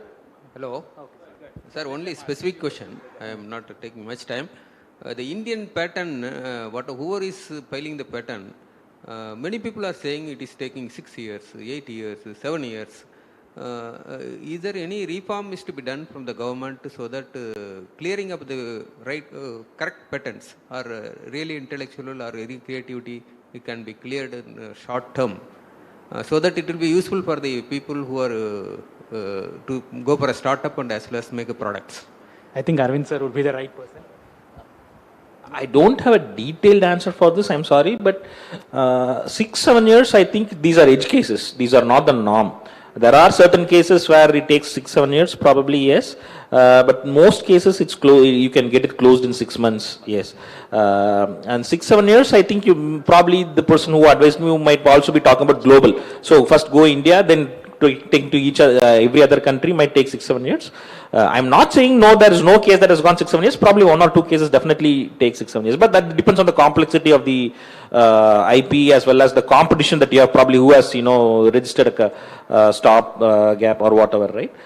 So this is to my knowledge. Now the government, both Indian government and state governments are coming up with laws to much more easy, make this process much more easier, make it much more cost effective by subsidizing it. Like I said, if you have DPAT recognition, it is much more cost effective than normal companies. So yes, that should be. Just to add up to Arvind, just a minute. Once when you have submitted, you will get an application number. Immediately you will get an application number, yes or no. And then they will send it for the reviewers. Then they will ask you for certain examination questions. How fast you reply, again, depends on that timeline. Thank you. Quick answer to the patent. When I filed my first patent in 2019, there were 2 choices. One, to file it in India or in US and make it a global geography. There are 2 patents, I'm sure you'll be knowing. One is a process patent and a design patent. Design patent, yes, it goes through its own course. You need a patent attorney to answer those. The process patent, where you improve the process by small, medium, this takes a long time. Yes, it takes it. Because the process is challenged by many other similar patents which are already filed globally. If it is the Indian geography, it should take lesser time. If it is a global geography where your patent is filed, it will take a long time. So my second patent literally took me 6 months for a global geography, which is a design patent, which is an acoustic resonance-based model for domain-independent embedding on voice. Coming back to the earlier question about data in foreign soil, I think you should approach the model of cloud, where you can massage and manage data sitting in India by applying for a virtual private cloud in, say, AWS or Azure, where the data is localized. Data localization is happening across the globe. There is a privacy law which is there in European Union, which is GDPR, controlled by GDPR. You need to show compliance on personally identifiable data and how you treat it. If you are compliant to that clause, yes, you can massage that data. It can be petabyte amount of data. There are virtual CPUs, GPUs available. You can make use of that. Second is, if it is an Indianized data, collecting when and wherever or paying money to buy that data will land you in trouble over a period of time. So you need to be very cautious about taking this data, which is bias free, which has no personally identifiable information. Practical examples, I had IIT spin-off without naming the company to annotate certain data. The way in which we want data and the way in which, say, LDICL, which is a Government of India organization which gives you this data, has the format is different. So 80% of the data is junk. It depends on how you want to take the data, where you want to take the data from day one, and be very clear on your data protection rights. So Indian Data Protection Act, covered under the IT Act, also talks about this to a certain extent. Again, coming back to the earlier starting statement which I made, it fits into these three cycles: new technologies, new threats, new governance standards. So we need to be cognizant about this. I'm sure the people in the auditorium will be stepping out as bright engineers, as entrepreneurs, as team leaders, as project leaders, either in India or in US soil. You need to be cognizant about these three factors. From day one, copy-paste is something which we'll have to forget. 91 to 95, when I finished my engineering and came outside, first thing which was handed over to me was a 386 PC, about 6 feet tall. The SMPS, switched mode power supply, which was there, is as big as my head. So I was supposed to install this in Nadi air conditioner in Erkancheri. So there was a huge tattu for showing the Kalpuram, everything. Without understanding that I had to short two wires to understand if the SMPS is working or not, I switched on. It went on fire. They locked me inside the room. So now we are talking about a phase where there was a disruption in that industry by Shiva PC, 1 lakh rupee PC. I'm talking about 95, 96, 97. 2000s, there was a dot-com boom. 2005, it went down the drain, it came up again. 2010, we had a different type of disruption. In the same place, I was privy to Dr. Uday Kumar, who unveiled the first electric model of cars, four-wheeler in same Anna University. It took 15 years for that model to be adopted, and it is live today. Now, while this is going on, we are talking about autonomous cars. Roll down my driver's side window, take me to Adayar, take me to Santhom Beach. It's going to happen. It's not very far away. This data and the digital twin you are talking about is going to be a reality in next 10 years. New technologies, new threats, new governance standards. Be very cognizant about these three factors while deciding on the innovation, on your innovation strategy. It can be restorative or it can be disruptive. The markets will adopt it based on mainstream adoption. So with that I conclude. And so I would thank the panel for shedding the light on the risks and challenges that has been for the innovation that is taking place over the time. And also the panel spoke about the consortium of bringing in multiple people, not only the government, academia, industry and startups all together. And last takeaway out of this is I used to believe what we did right over the years after independence is what we set the constitutional law right. That's where now we are standing where the development goes in.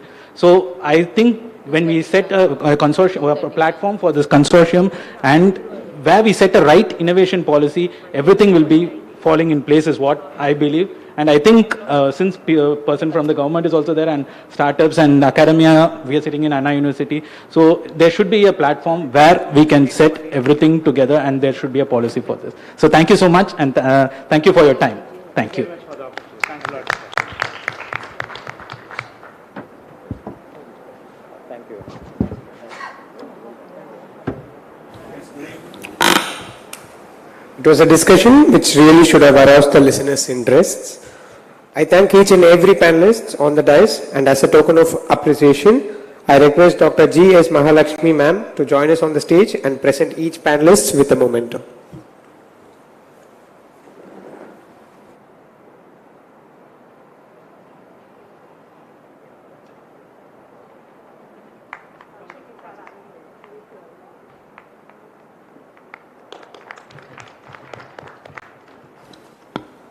So Mr. Kaushik is an alumni from CEG, from CSE department.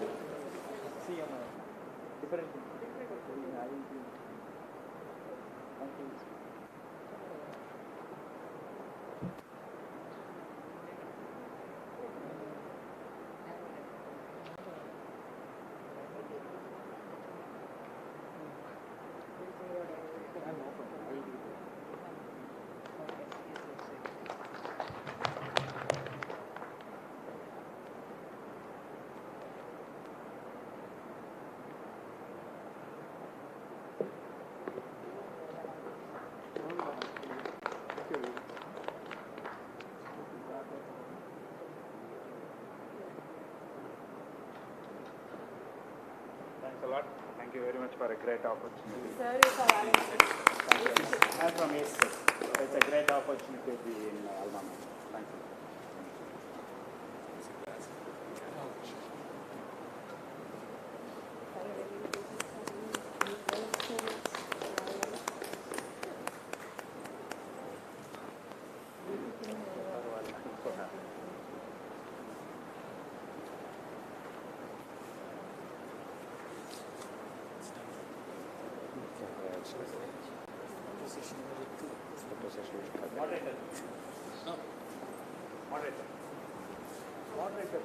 Junior chatGPT.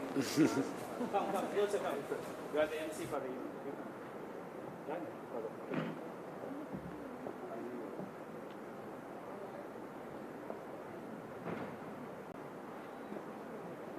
Is that okay?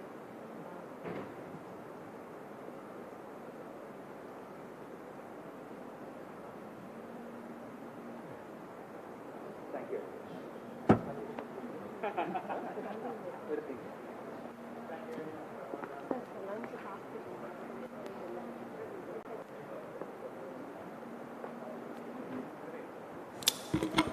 Yes, by this we have come to the end of the Startify Conclave 2023.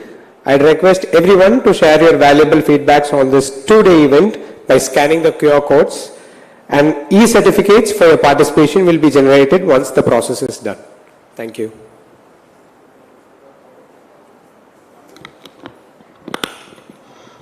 So due to unforeseen circumstances, we are closing the event. However, we have not missed any session. We have just preponed all the sessions and we have finished it on time. So this is to say love you all, really, who had come here and registered and patiently waited for 2 days to hear all from us.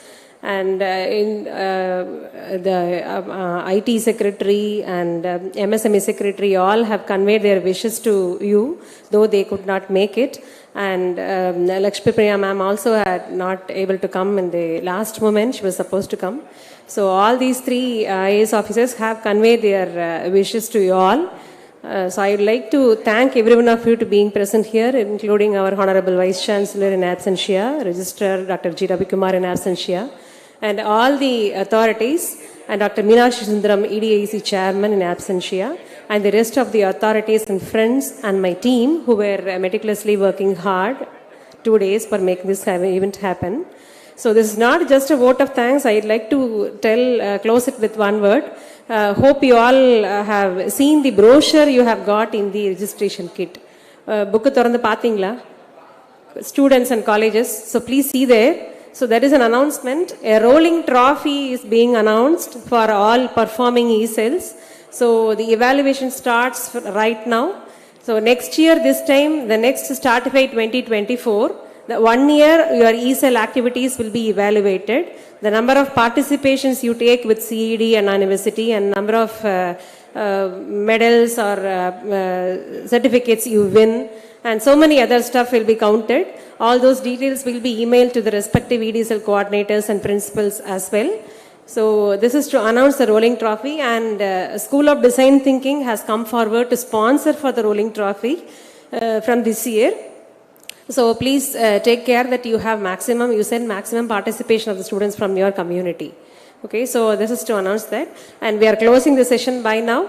And the Shark Wars, however, the presentation on the pitching of Shark Wars will continue.